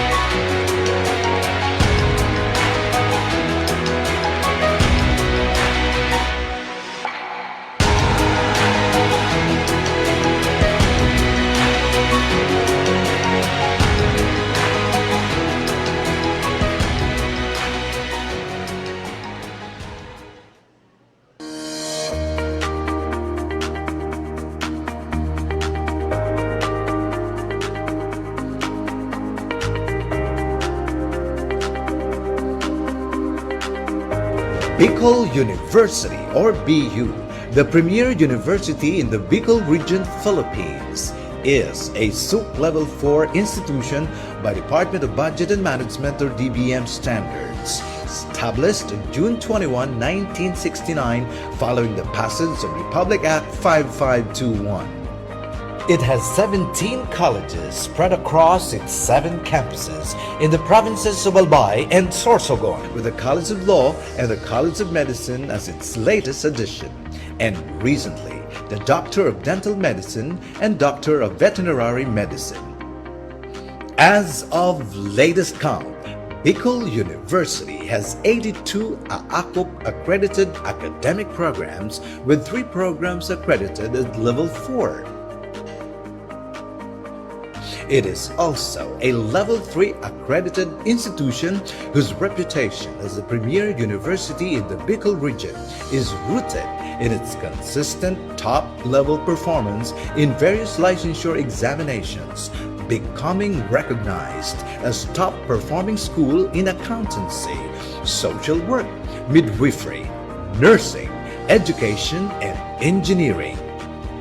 BU has been given its seal of excellence as CHED-recognized Center of Excellence in Teacher Education, Center of Development in Nursing Education, Center of Development in Fisheries Education, and Center for Higher Education Research. Its commitment toward national thrust and directions and in meeting the needs of its community beyond the university borders is reflected in its programs and projects as base agency for Bicol Consortium for Health Research and Development, or BCHRD, and base agency for Bicol Consortium for Agriculture, Aquatic, and Natural Resource Research and Development, or BCARD. Over the years, it has earned its place as one of the 22 leading state universities in the Philippines. Bicol University has also been recently rated as 3-star institution by the Quacquarelli-Simmons or QS Intelligence Unit, the independent compiler of QS World University Rankings. Bicol University has expanded its linkages to Europe and Southeast Asian universities.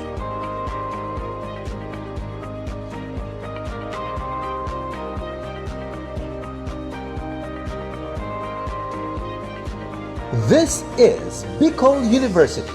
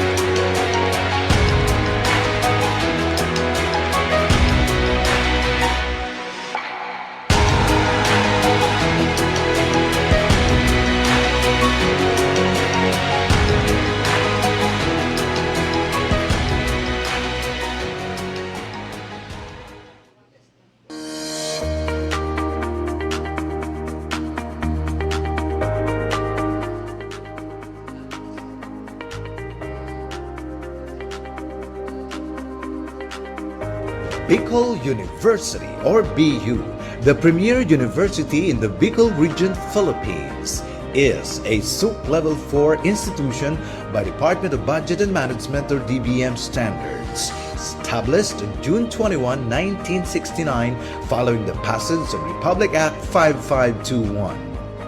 It has 17 colleges spread across its 7 campuses in the provinces of Albay and Sorsogon, with the College of Law and the College of Medicine as its latest addition, and recently the Doctor of Dental Medicine and Doctor of Veterinary Medicine. As of latest count, Bicol University has 82 AACUP accredited academic programs, with 3 programs accredited at level 4. It is also a level 3 accredited institution whose reputation as the premier university in the Bicol region is rooted in its consistent top-level performance in various licensure examinations, becoming recognized as top-performing school in accountancy, social work, midwifery, nursing, education, and engineering. BU has been given its seal of excellence as CHED-recognized Center of Excellence in Teacher Education, Center of Development in Nursing Education, Center of Development in Fisheries Education, and Center for Higher Education Research.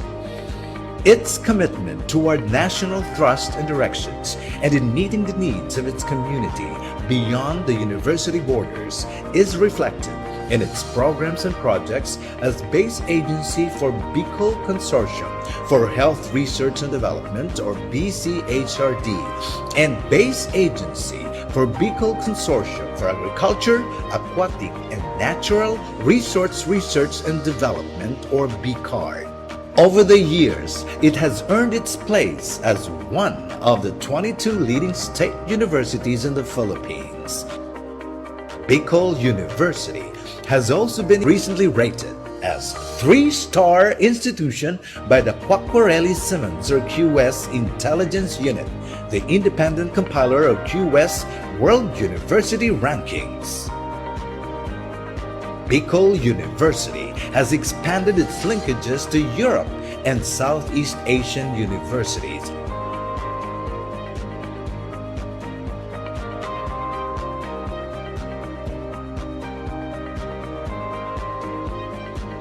This is Bicol University.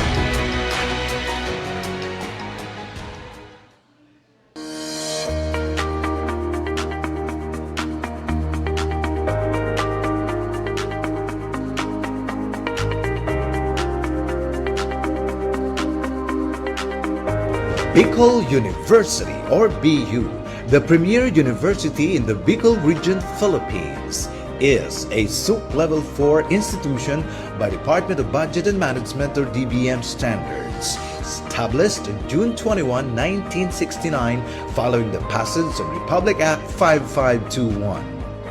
It has 17 colleges spread across its 7 campuses in the provinces of Albay and Sorsogon, with the College of Law and the College of Medicine as its latest addition. And recently, the Doctor of Dental Medicine and Doctor of Veterinary Medicine. As of latest count, Bicol University has 82 AACOP accredited academic programs, with 3 programs accredited at level 4. It is also a level 3 accredited institution whose reputation as a premier university in the Bicol region is rooted in its consistent top-level performance in various licensure examinations, becoming recognized as top-performing school in accountancy, social work, midwifery, nursing, education, and engineering. BU has been given its seal of excellence as CHED-recognized Center of Excellence in Teacher Education, Center of Development in Nursing Education, Center of Development in Fisheries Education, and Center for Higher Education Research. Its commitment toward national thrust and directions and in meeting the needs of its community beyond the university borders is reflected in its programs and projects as base agency for Bicol Consortium for Health Research and Development, or BCHRD, and base agency for Bicol Consortium for Agriculture, Aquatic, and Natural Resource Research and Development, or BCARD. Over the years, it has earned its place as one of the 22 leading state universities in the Philippines. Bicol University has also been recently rated as 3-star institution by the Quacquarelli Simmons, or QS, Intelligence Unit, the independent compiler of QS World University Rankings. Bicol University has expanded its linkages to Europe and Southeast Asian universities.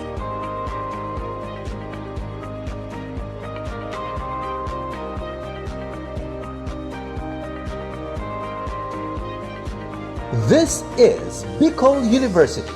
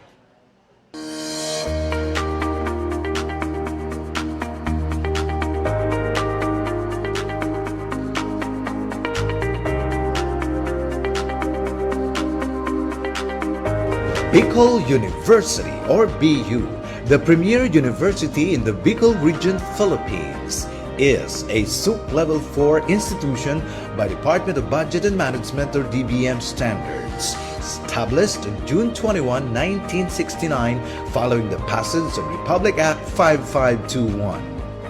It has 17 colleges spread across its 7 campuses in the provinces of Albay and Sorsogon, with the College of Law and the College of Medicine as its latest addition, and recently the Doctor of Dental Medicine and Doctor of Veterinary Medicine. As of latest count, Bicol University has 82 AACOC accredited academic programs, with 3 programs accredited at level 4. It is also a level 3 accredited institution whose reputation as the premier university in the Bicol region is rooted in its consistent top-level performance in various licensure examinations, becoming recognized as top-performing school in accountancy, social work, midwifery, nursing, education, and engineering. BU has been given its seal of excellence as CHED-recognized Center of Excellence in Teacher Education, Center of Development in Nursing Education, Center of Development in Fisheries Education, and Center for Higher Education Research. Its commitment toward national thrust and directions and in meeting the needs of its community beyond the university borders is reflected in its programs and projects as base agency for Bicol Consortium for Health Research and Development, or BCHRD, and base agency for Bicol Consortium for Agriculture, Aquatic, and Natural Resource Research and Development, or BCARD. Over the years, it has earned its place as one of the 22 leading state universities in the Philippines. Bicol University has also been recently rated as 3-star institution by the Quacquarelli-Simmons or QS Intelligence Unit, the independent compiler of QS World University Rankings. Bicol University has expanded its linkages to Europe and Southeast Asian universities.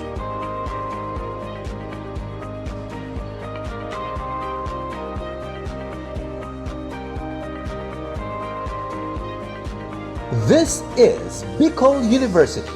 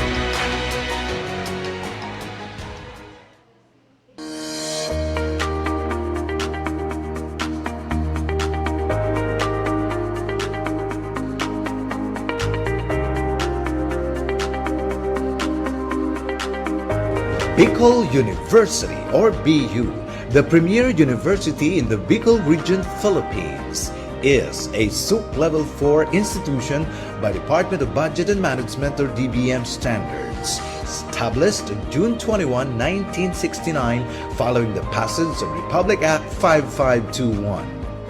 It has 17 colleges spread across its 7 campuses in the provinces of Albay and Sorsogon, with the College of Law and the College of Medicine as its latest addition, and recently the Doctor of Dental Medicine and Doctor of Veterinary Medicine. As of latest count, Bicol University has 82 AACUP accredited academic programs, with 3 programs accredited at level 4. It is also a level 3 accredited institution whose reputation as the premier university in the Bicol region is rooted in its consistent top-level performance in various licensure examinations, becoming recognized as top-performing school in accountancy, social work, midwifery, nursing, education, and engineering. BU has been given its seal of excellence as CHED-recognized Center of Excellence in Teacher Education, Center of Development in Nursing Education, Center of Development in Fisheries Education, and Center for Higher Education Research. Its commitment toward national thrust and directions and in meeting the needs of its community beyond the university borders is reflected in its programs and projects as base agency for Bicol Consortium for Health Research and Development, or BCHRD, and base agency for Bicol Consortium for Agriculture, Aquatic, and Natural Resource Research and Development, or BCARD. Over the years, it has earned its place as one of the 22 leading state universities in the Philippines. Bicol University has also been recently rated as 3-star institution by the Quacquarelli Simmons or QS Intelligence Unit, the independent compiler of QS World University Rankings. Bicol University has expanded its linkages to Europe and Southeast Asian universities.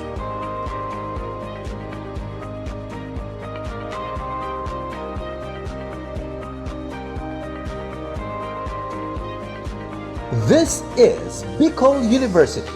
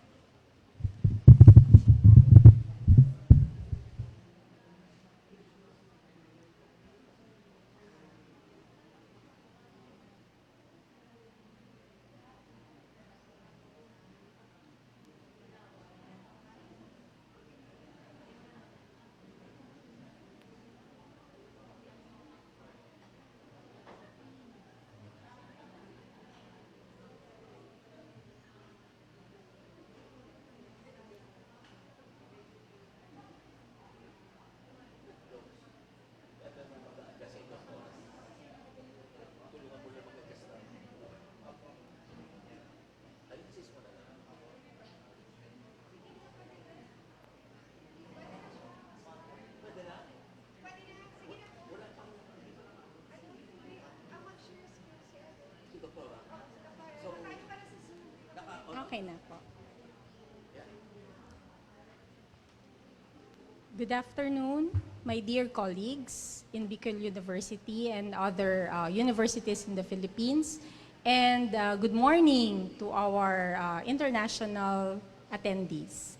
It is my honor to introduce to you our first plenary speaker for today.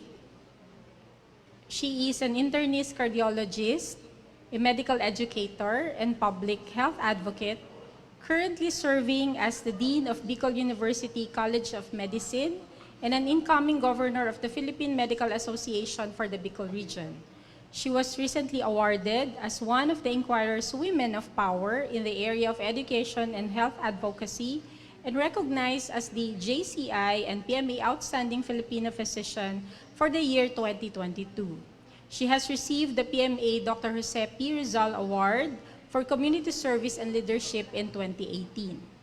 She is also a UP-PGH Most Outstanding Fellow in Clinical Research and the PCP Park Davis Awardee in Clinical Research and the former director of Bicol Consortium on Health Research and Development.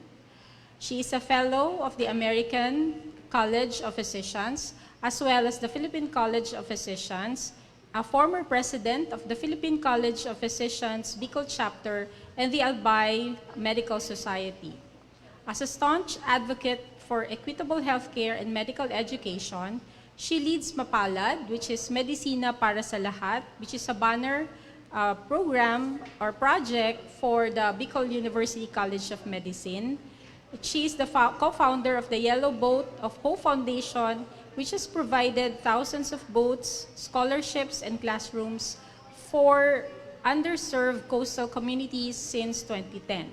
She is also a consultant for the Floating Clinic, which delivers medical services to remote areas and recently sealed a partnership with US-based Nuvance Health for global health advocacy and student and faculty exchange programs. As the former coordinator of AGAP Foundation, she helped facilitate the construction of over 100 classrooms in the Bicol region. Beyond her professional achievements, she is a proud mother of 4 accomplished global children, a solicitor in the UK, 2 medical doctors based in the US, and a private equity associate at BlackRock USA. Friends, let us all welcome to talk about the opportunities and dangers of digitalization in health research, Dr. Ofelia Samarsi.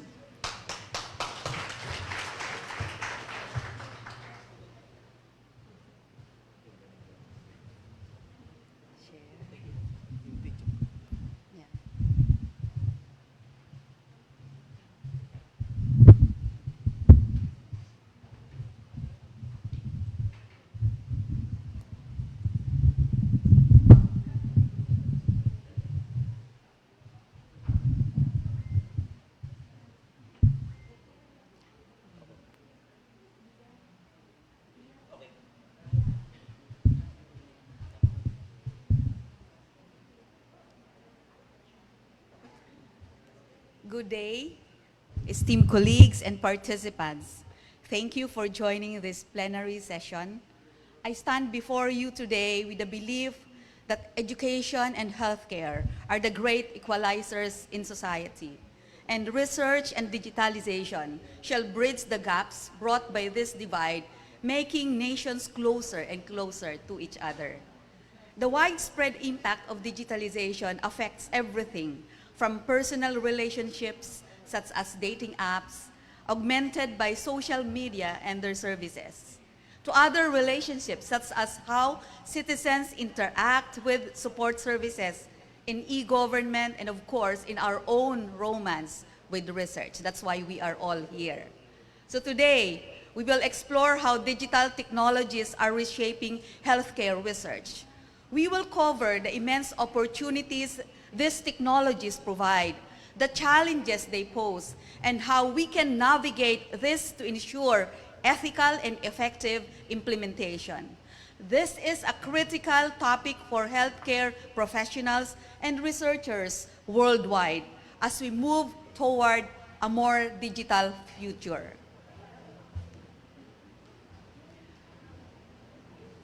So when we talk about digital health, it refers to the use of technologies like AI, which you have already used, most likely telemedicine, which are very adept at, and also wearable devices to improve healthcare delivery and research.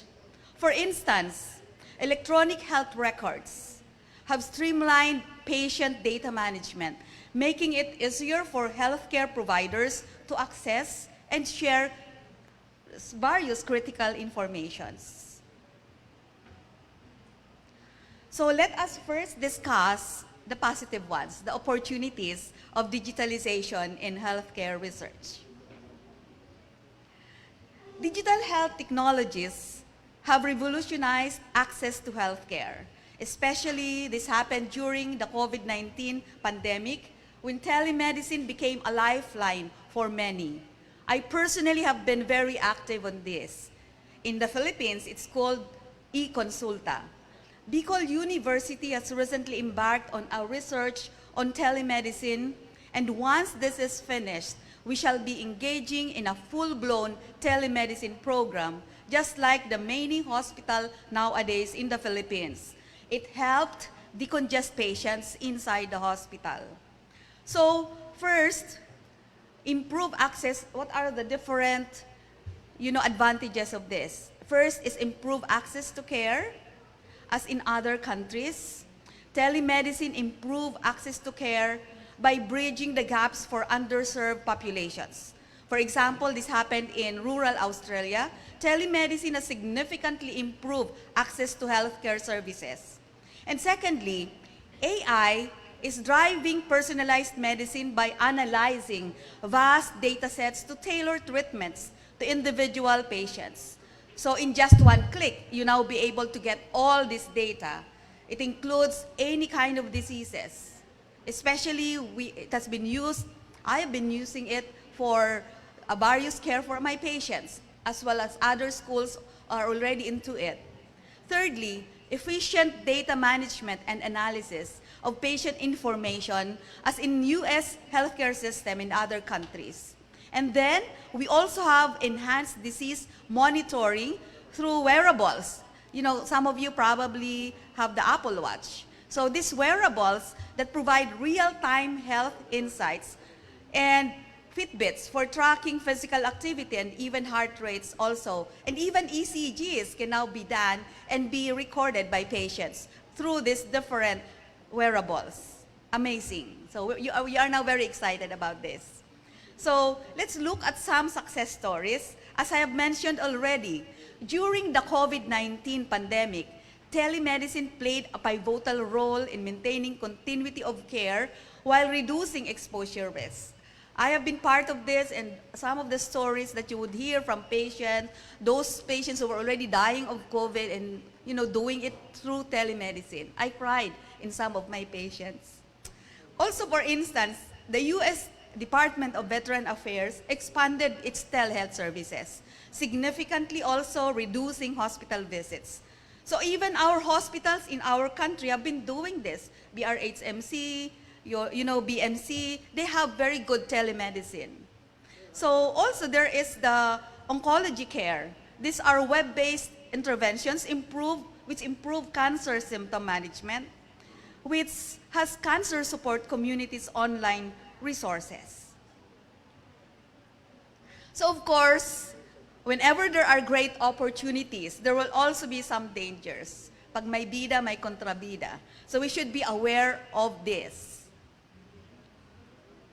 While the opportunities are significant, so are the risks. So we should all be aware of this. So data privacy breaches can erode actually the trust in digital health systems. For example, the recent Optum breach highlighted the vulnerability of sensitive health data. Secondly, we have algorithmic bias as well, which can lead to inequitable care delivery if your data sets lack diversity. And therefore, it's very important to have diversity. Thirdly, the digital divide, which limit access for rural or low-income populations. We feel that in the Philippines, there's really so much divide between the rich and the poor. Such as, internet access. While telemedicine is good for poor connectivity, for greater access to those patients in the remote areas. But what happens if they don't have connectivity? So this is a great problem. And also very important are ethical concerns, such as issues with informed consent. We're very particular with this because we are doing researches. and also the dehumanization of care due to reliance on digital gadgets and machines. A very good examples are concerns over AI-driven diagnosis without human oversight. You wouldn't believe it, but patients come to our clinic already have their own diagnosis. So they have made their own diagnosis based on, searching the internet. So it is still important that the use of gadgets have doctors to analyze how digital findings fit the patient's findings and needs. So there should be clinical correlation. So we have to tell our patients, very important still to have this clinical correlation, which is not present when you actually look at it in the AI or ChatGPT and other modalities. So let us discuss the ethical challenges in digital health technologies. The ethical challenges at the forefront of digital health adoption is a lot. For example, many patients may not be fully, they don't fully understand how their data is being used or shared by these systems. That's alarming. So this raises the concern about informed consent. Even when taking photo, videos, we have to ask permission from our patients. So to address this, we need robust consent processes and diverse data collection strategies. So these are the top 4 concerns with regards to this. Number 1 is your privacy concerns with sensitive health data.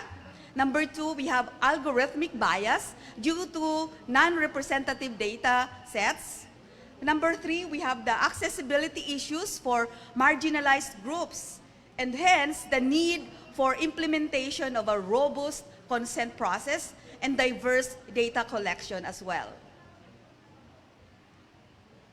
So in order for us to use this for researches, it is necessary to address algorithmic bias. We must ensure that training datasets are diverse and representative of all populations.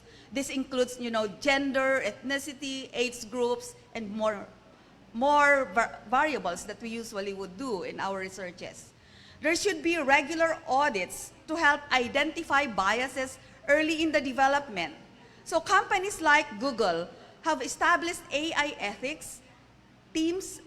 These are various teams that tackle or track down these issues.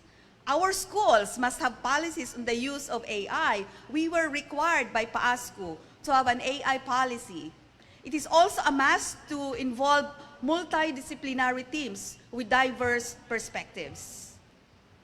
Moving on, evaluation of digital solutions effectively is very vital, but also very, very challenging due to the rapid pace of innovation in digital health technologies.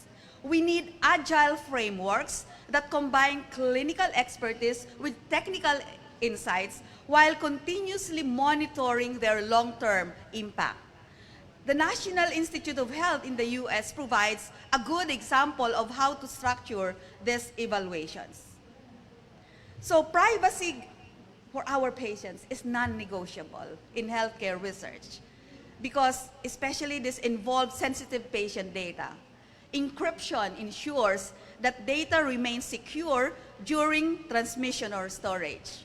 While compliance with the laws like the GDPR, this is the one in Europe, which they started as early as 2018, it's called as the General Data Protection Regulation. And also in the US, they have the HIPAA, which has been there since 2019. This is Health Insurance Portability and Accountability Act. So this to protect the patient's sensitive health information, which is a legal framework for accountability. So emerging technologies like blockchain, this promise solutions for secure data management. I'm sure those that are into IT are very much adept on this. So we will rely on the results that they will be doing. Now, digital health can actually bridge socioeconomic gaps. And by this provides telehealth services to remote areas for offering with limited literacy skills, ensuring that no one is left behind. So for instance, the Affordable Care Act's online marketplace has made health insurance more accessible to underserved population. For successful implementation, we need robust infrastructure. Bicol University is already going through that smart campus infrastructure, like high-speed internet in underserved regions, and training programs that empower healthcare workers to use these tools effectively. For example, training programs in Africa and other countries have helped healthcare professionals. We are also doing this in the Philippines. Actually, we're able to adapt to digital health technologies. We have a lot of these trainings already in our own university. So what are the roles of stakeholders in digital health? Number one, all stakeholders have a role to play in ensuring the success of digital health initiatives. Healthcare providers need training to effectively use these tools. While patients may be educated about their benefits and risks, policymakers are crucial in establishing regulatory frameworks that protect privacy and equity. Organizations like the American Medical Association, our own Philippine Medical Association, are leading efforts to support healthcare providers in this particular transition. So as we move forward, my friends, emerging technologies like AI and blockchain will continue to shape the landscape of digital health. Secondly, global collaboration is essential to ensure equitable access to these innovations. And third, continuous innovation will be the key to addressing future challenges and opportunities. And the World Health Organization is spearheading global initiatives to promote digital health equity. And that is really great. So in order for me to, adapt to the time, and I understand there's not a lot that ask question, I have asked questions already beforehand, and I am including them here. So a big question probably on your minds, especially in doing your researches, must be, how do digital health technologies address the needs of diverse patient populations?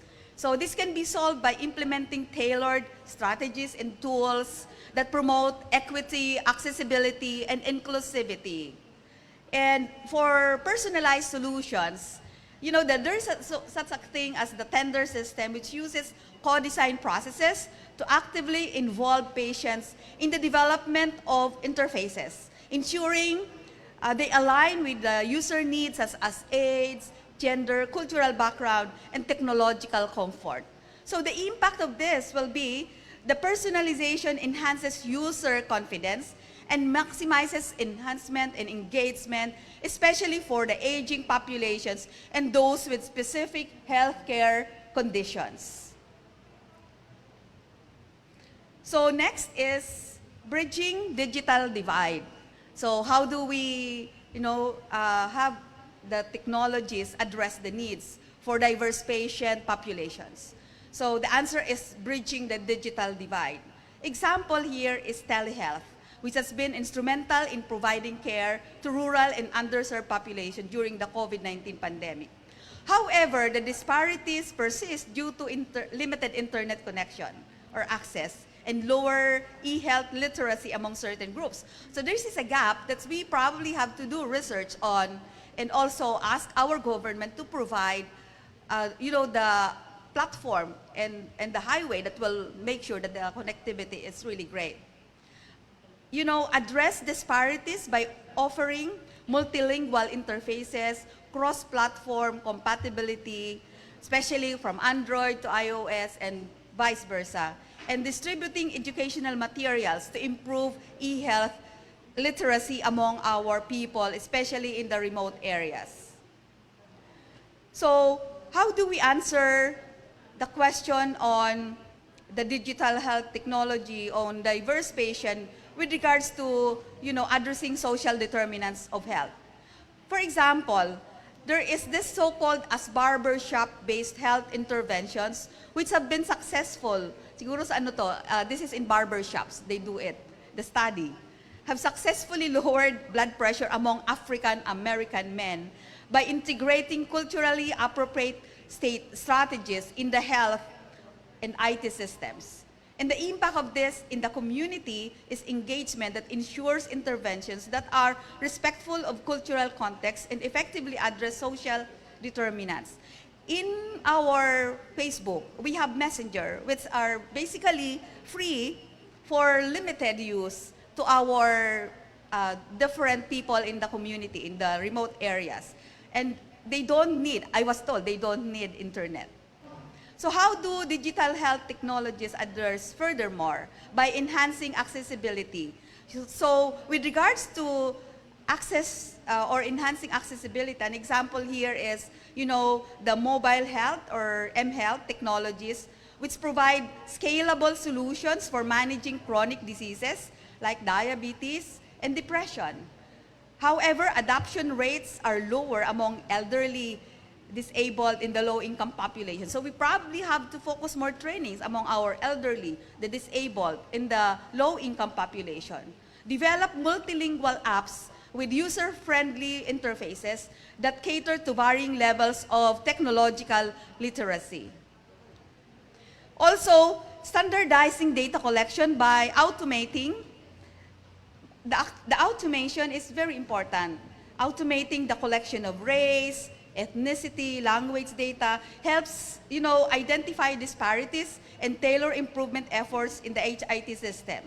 Focused clinical decision support systems can also address fragmented care of delivery for social, racial, ethnic minorities and limited English proficiency patients, which is not a problem in the Philippines. Almost everyone in the Philippines know how to speak English. They understand English very well. And they're very good. I mean, they're very adept and very much concerned about grammar as well. So how do we promote patient-centered care?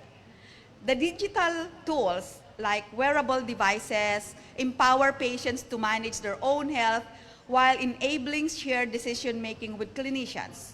Patient involvement in the design process ensures that tools are relevant and effective for diverse populations. So by leveraging these strategies, the digital health technologies can reduce disparities, improve outcomes, and ensure equitable access to healthcare across diverse patient populations. So in the interest of time, I will conclude my first set of talk.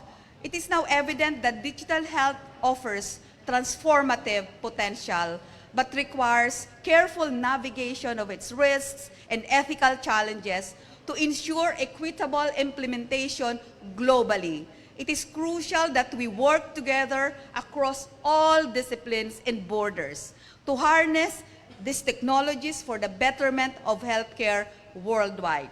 So I got some questions and I will be sharing with you, and then to make sure that there are really questions that I got, I found out that there are not too many who are asking questions. So let's go to each of these questions and discuss them one by one.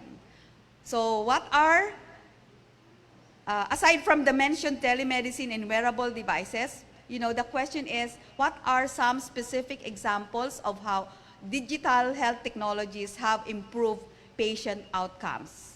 So, AI are now being used for diagnostics in medicine. You may not know it. I had a referral for a coronary angiogram, and the cardiologist told me, the interventional cardiologist told me that we sent the plates to Manila to be read by AI. So see, so AI are now being used to validate, to double check for the diagnostics in medicine. It is now used. Even Asian Hospital, they have actually done a lot of x-rays and ultrasound using AI. And even, other modalities of diagnostics in medicine to enhance diagnostic accuracy. To double check. We always want somebody to, clarify or verify whether our findings are correct. So this now will be a third wheel that will do this for us, such as identifying cancerous lesions leading to earlier and more precise treatment. So that is really amazing for all of us. It's a good news for all of us. So next question asked what are the main ethical concerns associated with digital health technologies? I have mentioned some of them already. So we have the data privacy and security, the algorithmic bias, and the informed consent. I have discussed that already. Another question is, how can we address the digital divides in healthcare access? So to address the digital divide, we should invest in infrastructure, expand internet access to rural and underserved areas through initiatives like 5G deployment. And then digital literacy programs by educating our patients and healthcare providers on using digital tools effectively. And number 3, affordable solutions. Develop low-cost mobile apps and telehealth platforms tailored for low-income populations. And then we have another question is, what role does AI play in healthcare research and what are its limitations? AI really plays a critical role nowadays in healthcare research. There's a lot of apps that can actually help you with your researches by analyzing large data sets to identify patterns, predict outcomes, and personalize treatments. They can do the statistics, the analysis, everything. They can provide you with all the references. If you have not done AI, you can ask me, I will share it with you. So for example, AI-based tools have been used for diabetes detection through smartphone-based photophotosmography. So, however, of course, limitations include the dependence on high-quality diverse data sets, risk of over-reliance on algorithms without human oversight. Don't forget the human touch and the human intervention is still very important.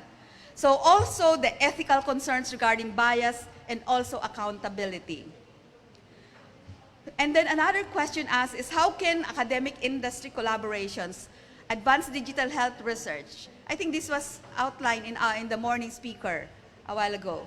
So, and this one we should do. Academic industry collaborations leverage the strengths of both sectors to accelerate innovation. I love it that there are several schools that are here, and we also have to collaborate with industry partners to bring expertise in the rapid prototyping and scaling of technologies. And this one, there's a lot of things that we can really do. Another question is, what are some other dangers of relying too heavily on digital health technologies? I think I have already mentioned dehumanization care. Excessive automation may reduce the human touch in patient interactions. We still have to, listen to the heartbeats of the patient, touch the patient.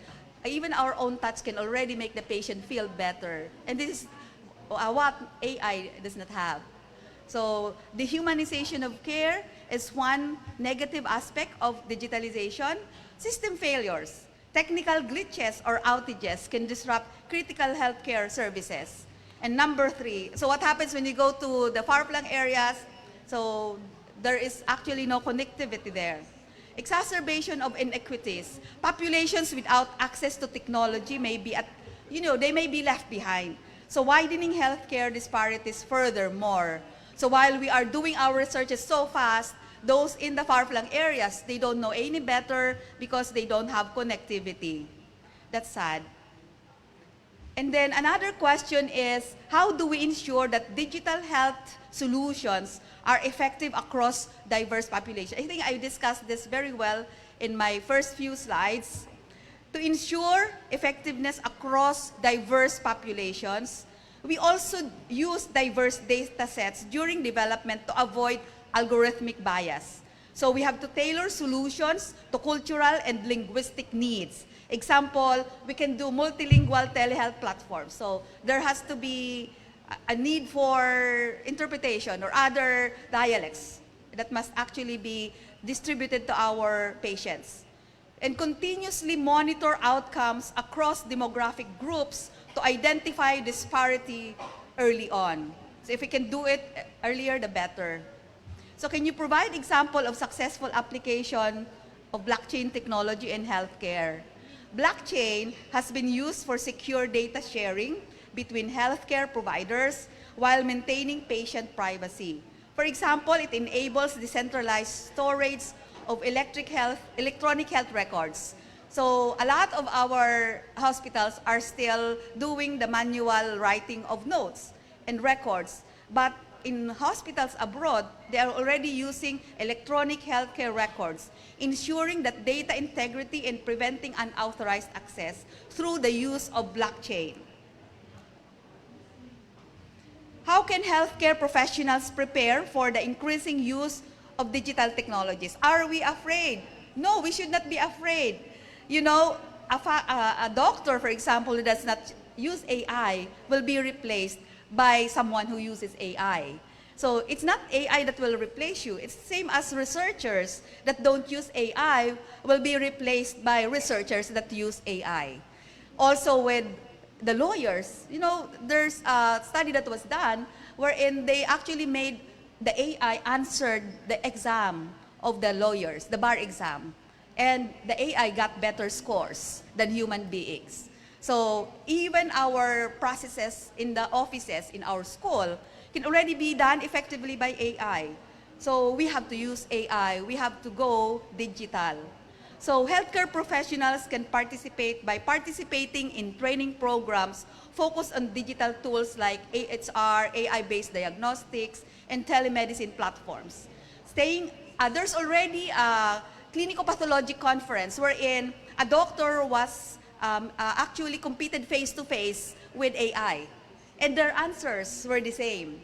So that means AI is really at it to be able to also at par with the human beings in the same way that a very good physician can also be at par with what AI knows. So participating in training programs. Number 2, staying updated on emerging technologies through continuous professional development. And number 3, advocating for ethical practices in technology adoption within their organizations. And the last question, I guess, is what is the future outlook for digital health technologies? The future of digital health technology includes advancements like really precision medicine powered by AI, widespread adoption of, you know, IoT devices such as sensors, appliances, vehicles, industrial machines, and different process data to automate tasks and improve efficiency for real-time monitoring and global collaboration to address disparities. The WHO Global Strategy on Digital Health emphasizes equitable access to this innovation. So no one should be left behind. So equitable, whether you are rich or poor, it should be accessible to them to improve population health worldwide. So in conclusion, my dear friends, digitalization in health research involves using digital technologies to improve research workflows. It includes big data analytics, artificial intelligence, machine learning, cloud-based platforms, and even digital clinical trials. There are already digital clinical trials ongoing for the various diseases. And this has changed a lot, not only in the speed and scale, but also the scope of health research. Doing research now is fast, enticing, and enjoyable. We are grateful for the blessing of digitalization. Not only it made us meet and be nearer with each other despite our distances, it made learning and doing research faster and better. So thank you to all our worldwide participants from the Philippines, Finland, Malaysia, Taiwan, Uganda, Indonesia, and to every space in the wide world that is reached by our Zoom meeting. Thank you so much for your kind attention. In Tagalog, we say, salamat sa inyong lahat sa pagdalo. Maraming salamat po.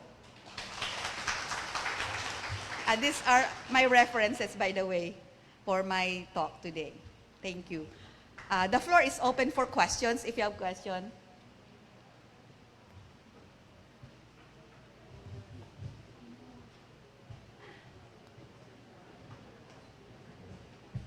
Thank you very much, Dr. C, for that very excellent digitalized talk on the pros and cons of using AI technology in health research. The floor is now open for your questions for Dr. C. And by the way, I forgot to introduce myself. I'm Dr. Mary Ann Roa, faculty from the College of Medicine in Bicol University.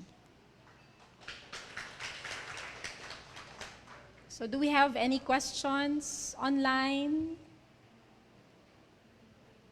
Well, I guess in the interest of time, I have the privilege to ask the only question for this afternoon and for this morning in the other side of the world.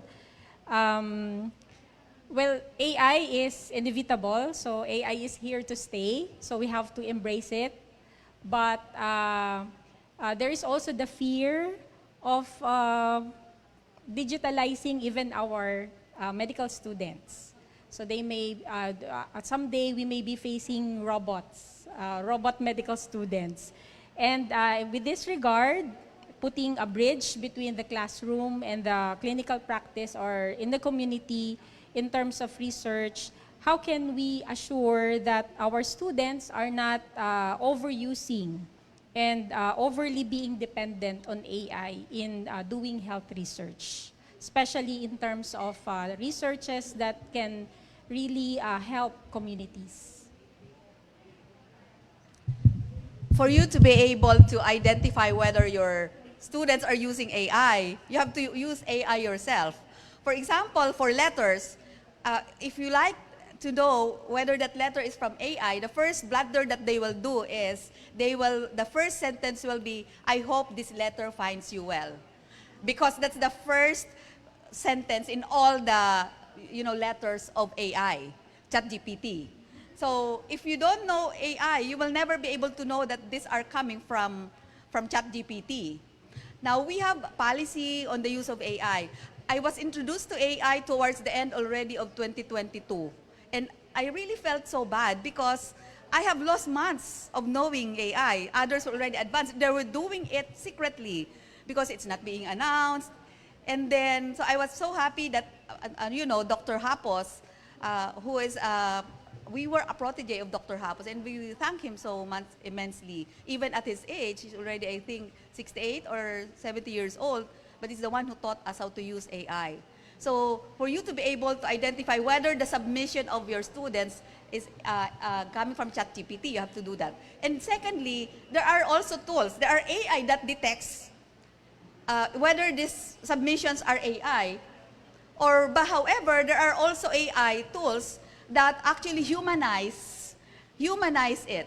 So, but be that as it may, I think the most important to me is, because I asked, for example, some of our applicants in College of Medicine, I was surprised, some of them, they got 98, 99, and then I asked them, how did you study? They used AI.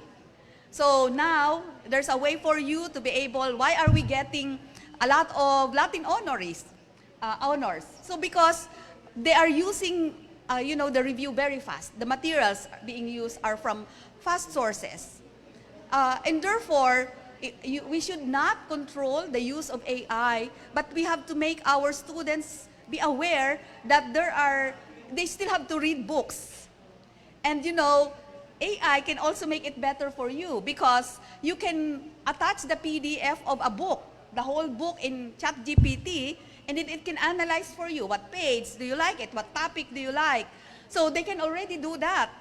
And also for faculty, you can make exams through ChatGPT. You just have to make very good prompts to them in order for you to be able to do that. So it will make our lives really easy. The bottom line is the students must be able to learn. So we can no longer, control our students from using AI. This is really here to stay, and we have to be happy that it is here to stay. Thank you. I hope I answered the questions well. If you have any questions, you can ask more questions. So thank you very much, Dr. C, for that answer. Where do I look? Where do I look for the? We have one question. Yes. But how do I search for it here? Should I stop sharing? Wala. Hindi po siya nag-appear kasi. Ito na lang. Isa rin na natin. Ay, hindi pwede isa lang. So this is from the chat room. The biggest difference in our healthcare environments is for-profit versus not-for-profit healthcare. Do you think that a for-profit or private healthcare system could be a disadvantage or a challenge or an ethical issue in digitalization of health technology?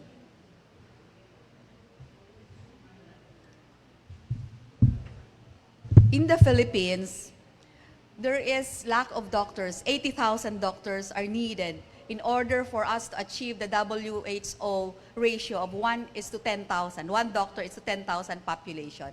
We are just, about 19,000 doctors. So there's a dearth of about 80,000 doctors. And therefore, the role of the private sector, private physicians, is very crucial here. Our government cannot have the same plantilla or items that actually will provide all these needed doctors in the whole country, especially those in the far-flung areas, in remote areas that are inaccessible to doctors. You wouldn't believe it, but when we went, for example, to an area in Bakakay before, I was surprised. A lot of the patients have never seen a doctor. They were almost in tears. So happy that the first time that they have seen a doctor was the time that we went to their areas. So there is actually no point in limiting it. And I don't think there is, the only difference probably between the healthcare that are private and the government.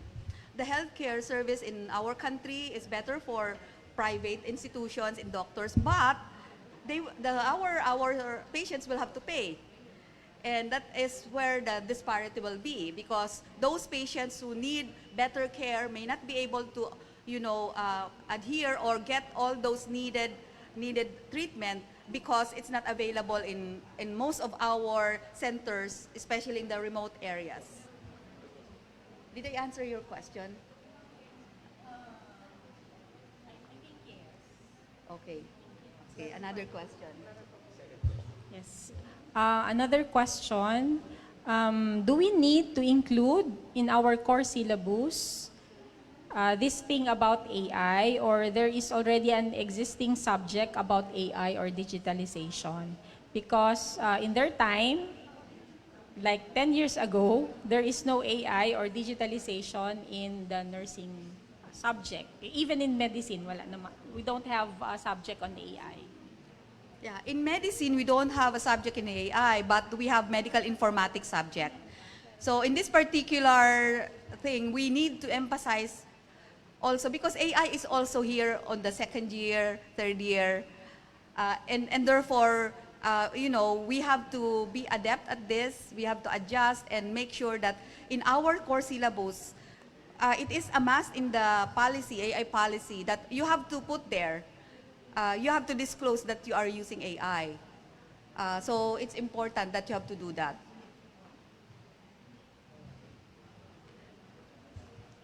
AI is really interesting. There are a lot of questions coming in. So coming from a third world country, digital clinical research requires financing. How do you manage on the financial perspective, or do you find sponsors? Okay, so first, I would like to share with you how much is the cost. For example, ChatGPT is free. Perplexity is also can be accessed free. You just need, internet connection. But if you want smarter, longer answers, you need to pay. A lot of us are using it with the 1,000 GPT plus. However, there is now the Pro. The Pro is 10,000 pesos or $200 per month. But this one can make like the unimaginable work that you will be very excited to know how they will do it, especially for researches, for making slides, making books, anything it can actually do. And so what my suggestion here is, for example, you are a group of 10, I hope ChatGPT is not listening. So if you are a group of 10, we are very, for the foreigners in the Philippines, we are very innovative in this. We have what we call as tingi-tingi. We cannot get it wholesale. So what you can do is, if you are 10, you can share. So 1,000 each, you can already have the best chat GPT in the whole world nowadays, the most updated. And then just use and share your, what do you call this? The password. So you can do that, I think, per college. I was thinking about doing that in the College of Medicine. I'm really just curious. What is that we'll be paying for $200? I think so there's no reason for you to be worried. For example, Perplexity has very good references. So it's free. There are also other platforms that are also free. So we can talk about it later. Ayoko i-promote eh. Dapat bayaran tayo, di ba? But for me, I think I would be afraid of AI. Okay. Of using AI constantly. It can make my brain very dull, and it will stop me from thinking further and doing research. But anyway, this is not a... Ay, nawala siya. A question. I actually have, it's not a question, but it's a comment regarding the for-profit. Nawala. May one comment po kasi tayo. Pero comment na lang naman siya.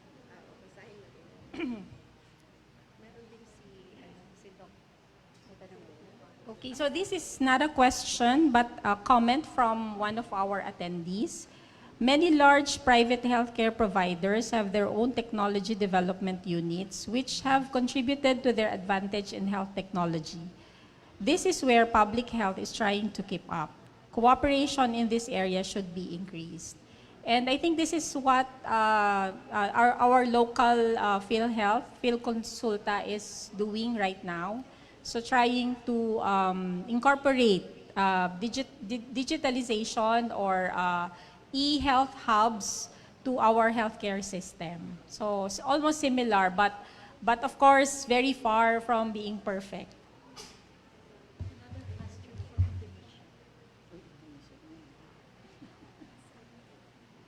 So this is a question from Indonesia. I think it's an opinion.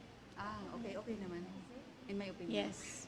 So this is from our fellow or attendee from Indonesia. In my opinion, to AI in health education and healthcare as well, we have to make sure that we still need human touch. Yeah. Yes, I agree. I agree very much. Yeah. Any more questions? Can I add? So last words from our speaker. Yeah, at the end of it all, the best thing is with all these gadgets, with the digitalization, we still need our brains. But contrary to what Mean here has said, that she's afraid that she will lose her, the acumen, the brain acumen because of AI. Actually, if you are able to use it to the max, to assist you, it really just have to assist you. In order for you to have your life faster and be able to have more outputs, you should be able to use that, but you have to edit and make it possible, or just use it as reference probably. And then, because no matter how much we would like to avoid it, no matter how much we don't like it, this is really here to stay. And our students have been doing it already much ahead of us. In fact, even the grade school children are now using it very well. And therefore, we should be able to teach them as to the ethical processes, the best ways for us to be able to use these different modalities of digitalization. So it's really very crucial. At the end of it, what is important, I guess, is for us to know that it is still us, human beings, that will be in control of this. And just like when you Google things, using AI is just the same as, doing Google. It's just that here we get a vast majority of data that we never imagined we could actually absorb and can be synthesized in a way that we are already going to be better and better doctors. So for example, in the US, there are a lot of doctors or the busy doctors before who are very busy with administrative tasks are now able to do things like taking a look at their patients or the patient care. They have more time with patient care because, you know, AI are doing a lot of the admin tasks. So if you have, for example, a secretary, you have to get someone who is adept at AI because they will be the one that will be making your life easy as an administrator. So no matter what you say, for example, I realized that our friends in the US, even the companies, those that are writing me, I know that they are using AI, but I don't condemn them. The important thing is they were able to share with us what they like to share in their letters. So that is very important. But at the end of the day, I think the students are very much like concerned about how they will absorb fast the voluminous data that are now available to them. That's the difference between us in the millennials and the Gen Z. That's the reason why there are a lot of mental issues about them, because there's a lot that they have to learn compared to us before, wherein the data are still limited and we have too little to study. So we have to consider it as a plus factor, as a beneficial one. Otherwise, if we will neglect it, we will be the one that will be left behind. Sa Tagalog, pupulutin tayo sa kangkungan at yung mga gumagamit ng mga AI are those the one that will actually be better. Thank you. So thank you very much. Indeed, it's a very fruitful talk on AI in health research. And I would also like to thank our active participants who posted their questions and also posted their comments regarding this topic. So at this point,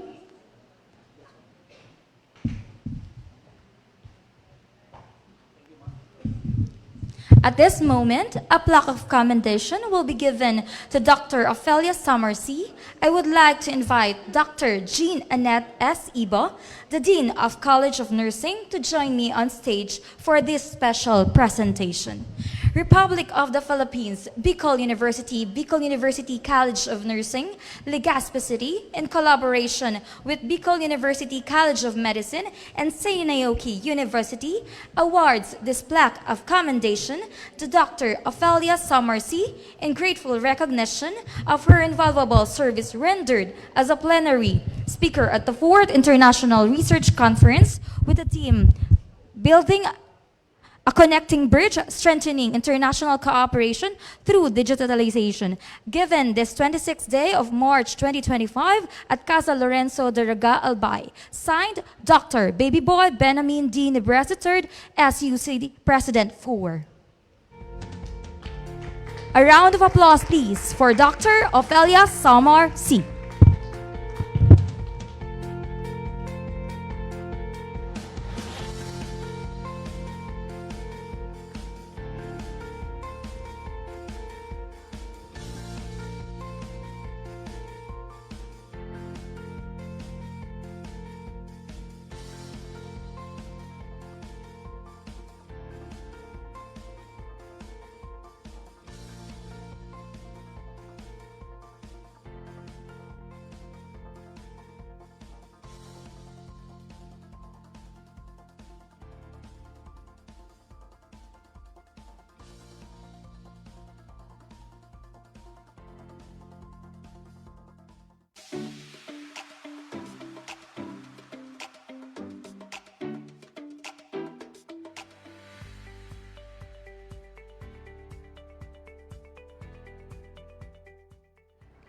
Distinguished guests, esteemed researchers, international partners, and fellow champions of science and innovation.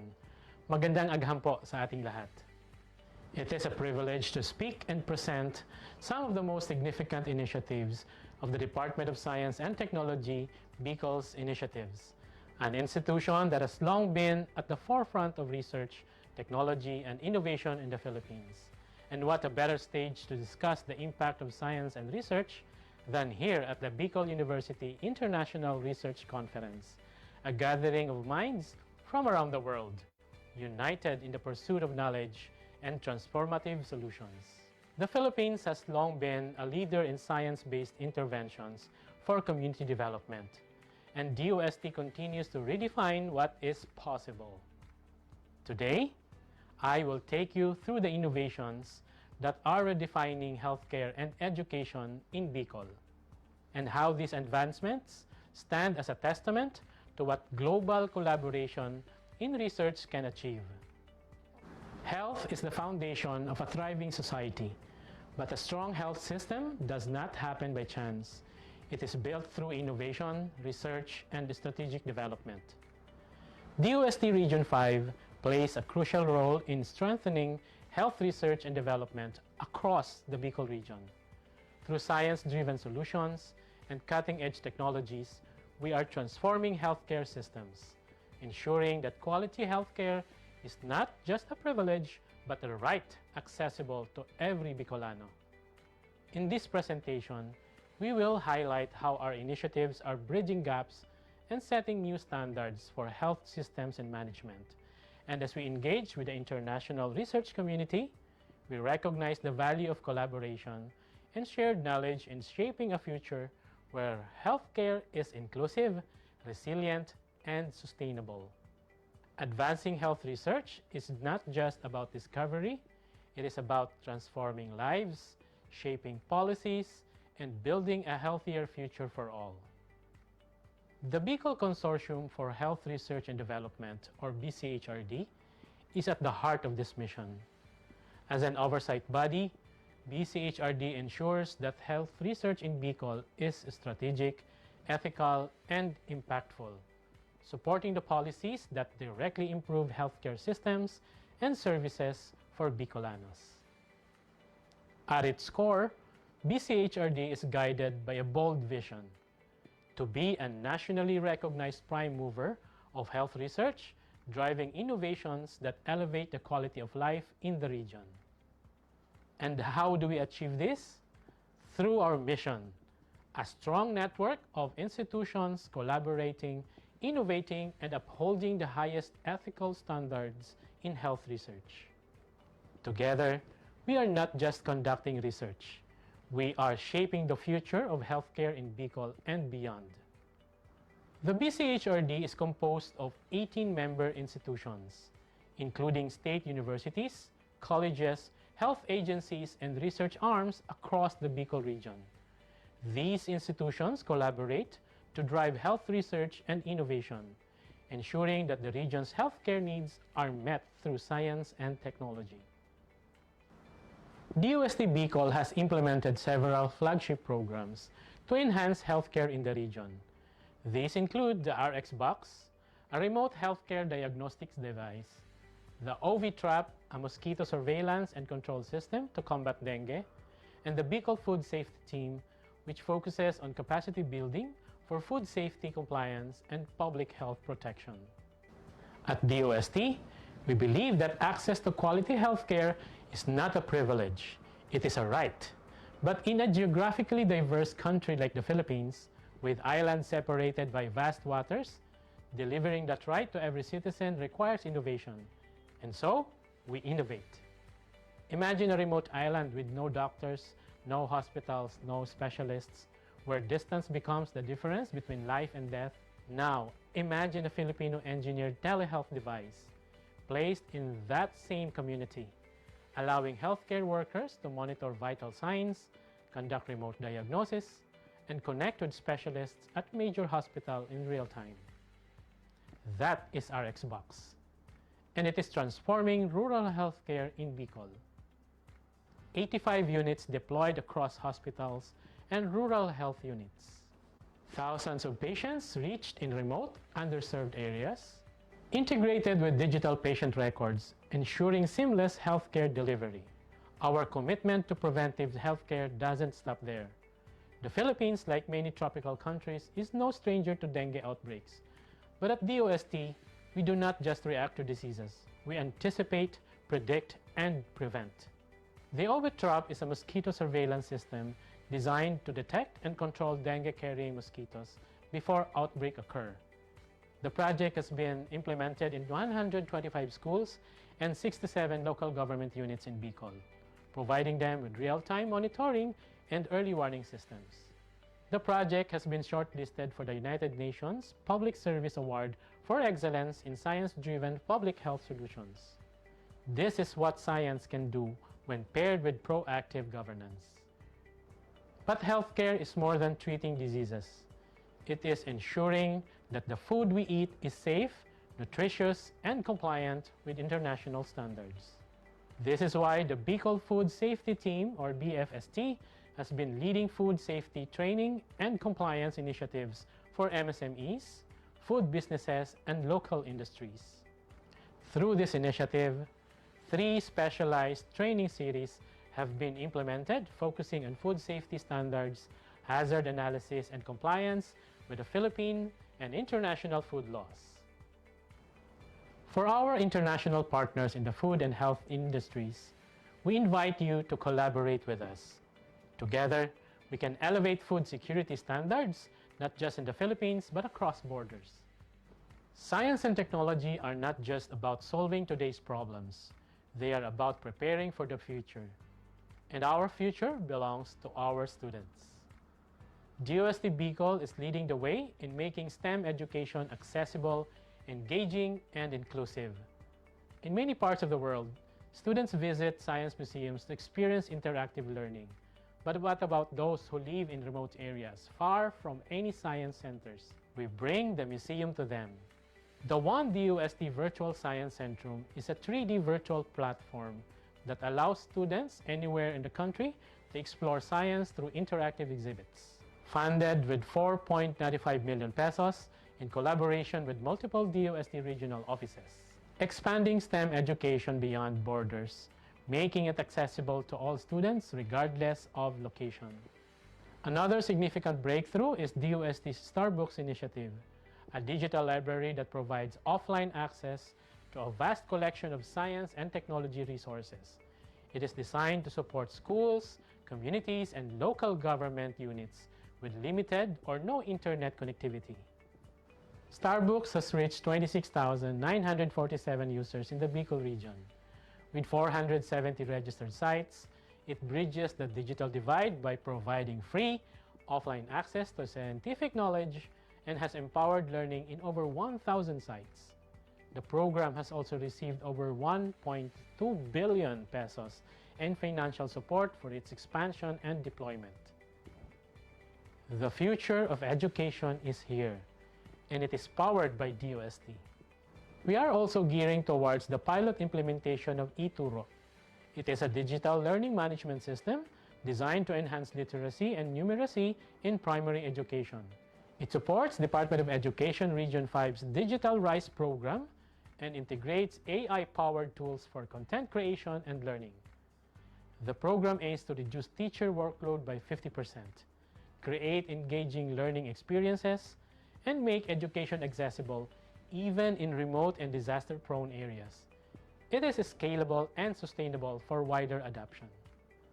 At DOST, we believe that science is more than just research, more than just innovation. It is impact. When we develop RxBox, we bring healthcare to those who need it the most. When we implement OV drops, we prevent a child from getting sick. When we launch Starbooks and eTuro, we give students the power to dream, learn, and achieve. This is what science and technology can do. This is what DOST does best. To our international colleagues and partners, the challenges we face today are too vast for any one country, any one institution to tackle alone. We need collaboration. We need science diplomacy. DOST Bicol is open to partnerships in research, innovation, and technology development. Whether in healthcare, education, or food security, we believe that shared knowledge leads to shared progress. Let this conference be the starting point for greater collaboration. Together, we can push the boundaries of innovation and create lasting change. Maraming salamat at mabuhay po tayong lahat.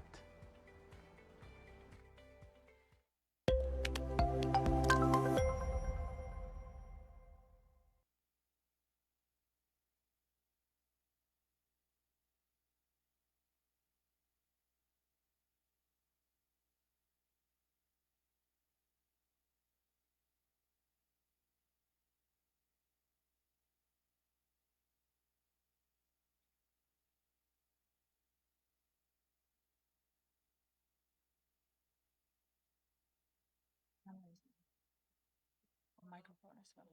Yeah. Dear participants, it has been an incredibly engaging and thought-provoking first day here at the 4th International Research Conference. Throughout the sessions, we have explored our central theme, building a connecting bridge, strengthening international cooperation through digitalization.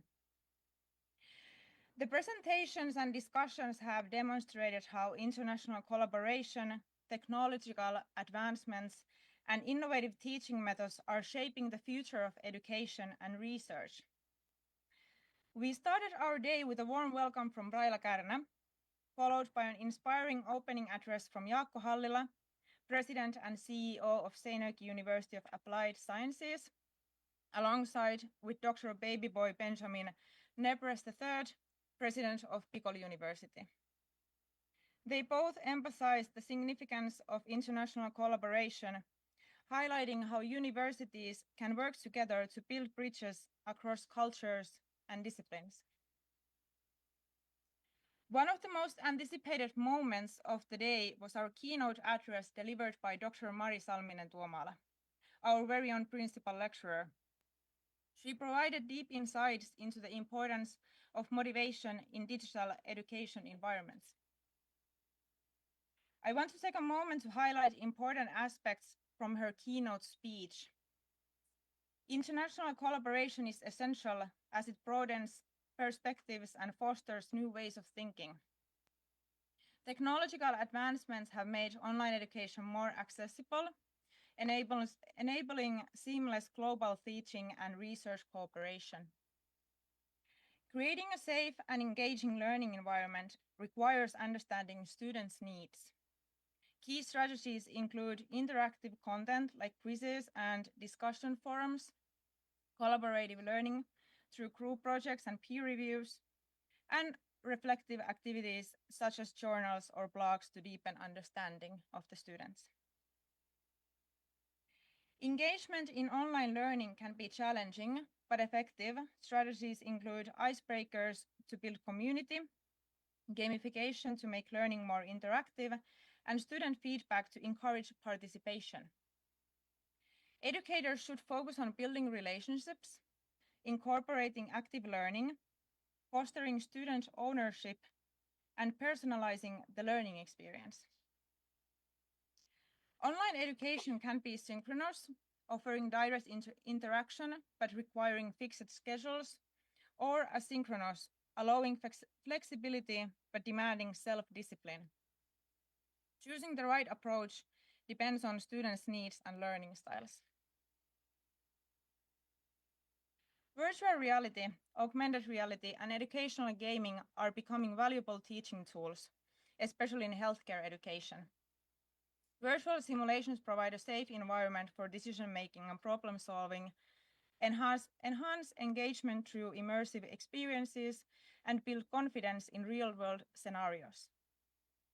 As Dr. Salminen-Tuomala presented, research shows that students using virtual simulations develop stronger technical, critical thinking, and situational awareness skills. Various tools support online collaboration, such as live-streamed lectures, video conference, discussions, virtual learning cafes, and project-based teamwork. These approaches not only enhance learning, but also promote intercultural understanding and global cooperation. After a short health break, we continued with our plenary sessions, beginning with a presentation by Dr. Ophelia Samarsy, Dean of the College of Medicine at BUCN University. Her session, titled Dangers and Opportunities of Digitalization in Healthcare, explored the dual nature of digitalization as both an educational and instrumental tool and a potential risk in professional medical practice. She highlighted how digitalization can enhance knowledge sharing, but also cautioned against the ethical and privacy challenges that come with digital exposure in healthcare. During the day, we had 2 engaging open forum sessions where participants had the opportunity to share their thoughts and reflections on the keynote speech and shared their perspectives on the evolving role of digitalization in medical education and practice. The discussions reinforce the idea that while digital tools open new possibilities, the human element in education, creating safe, interactive, engaging learning environments, remains crucial. The discussions emphasize the importance of critical thinking, ethical considerations, and responsible digital communication. Later in the day, we had the honor of receiving a message from Romel Serrano, Regional Director of the Department of Science and Technology, who spoke about advancing health and education through science, technology, and innovation. His insights into regional initiatives demonstrated how digital tools, research, and interdisciplinary collaboration can drive advancements in both healthcare and education. His talk reinforced the theme of using digitalization not just as means of communication, but as a catalyst for real-world improvements. Throughout the day, several common themes have emerged. One of the most prominent is the growing role of digitalization in international education. We have seen how online learning platforms, virtual collaboration tools, and simulation-based education are transforming the way we teach and learn. However, it is clear that while technology enables global connections, we must remain mindful of the social and ethical dimensions of digital learning in healthcare. Another key theme is the balance between technological innovation and human interaction. While digital tools provide flexibility and access to education on a global scale, there is still a strong need for community building, engagement, and interpersonal connection. As educators and researchers, we must strive to design learning environments that are not only technologically advanced, but also inclusive, interactive, and student-centered. Looking ahead for tomorrow's sessions, we will continue to explore critical global issues, including health literacy in aging world from international cooperation perspective, responsive experience about the impacts of climate change on health, and perspectives about international student mobility. This conversation will further strengthen our understanding of how education, research, and digitalization can drive meaningful change on a global scale. Before we officially conclude today's program, I would like to take a moment to express my sincere gratitude. A heartfelt thank you once again for all of our speakers and participants, both on site and online, and our conference organizers from SeAMK and BUCN University.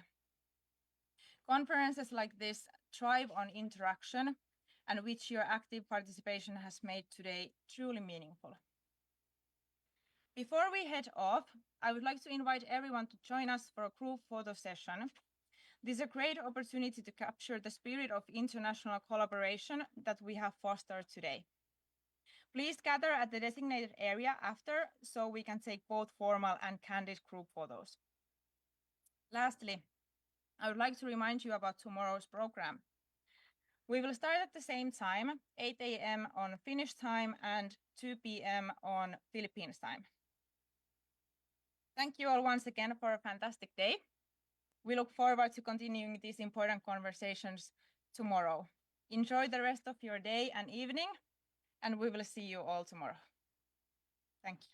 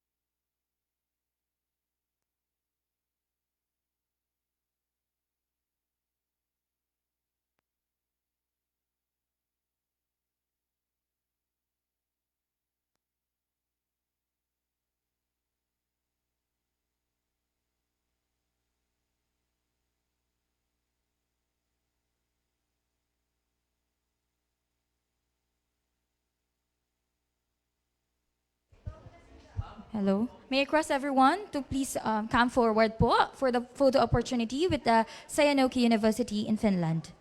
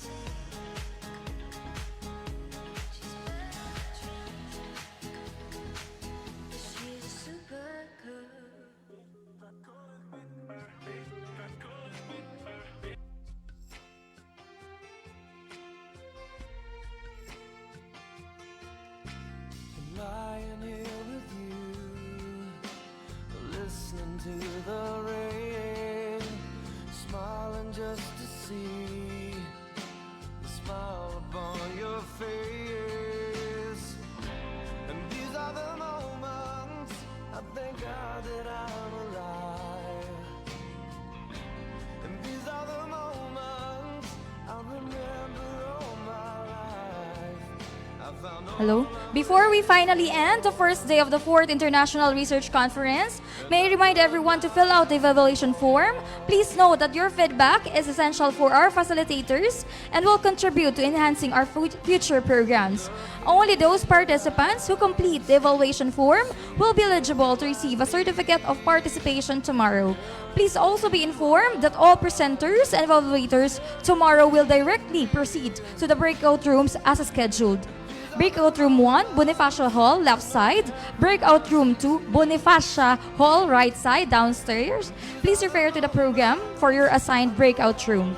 An usher will also be available to guide evaluators and presenters to their respective breakout rooms. We will begin promptly at 8.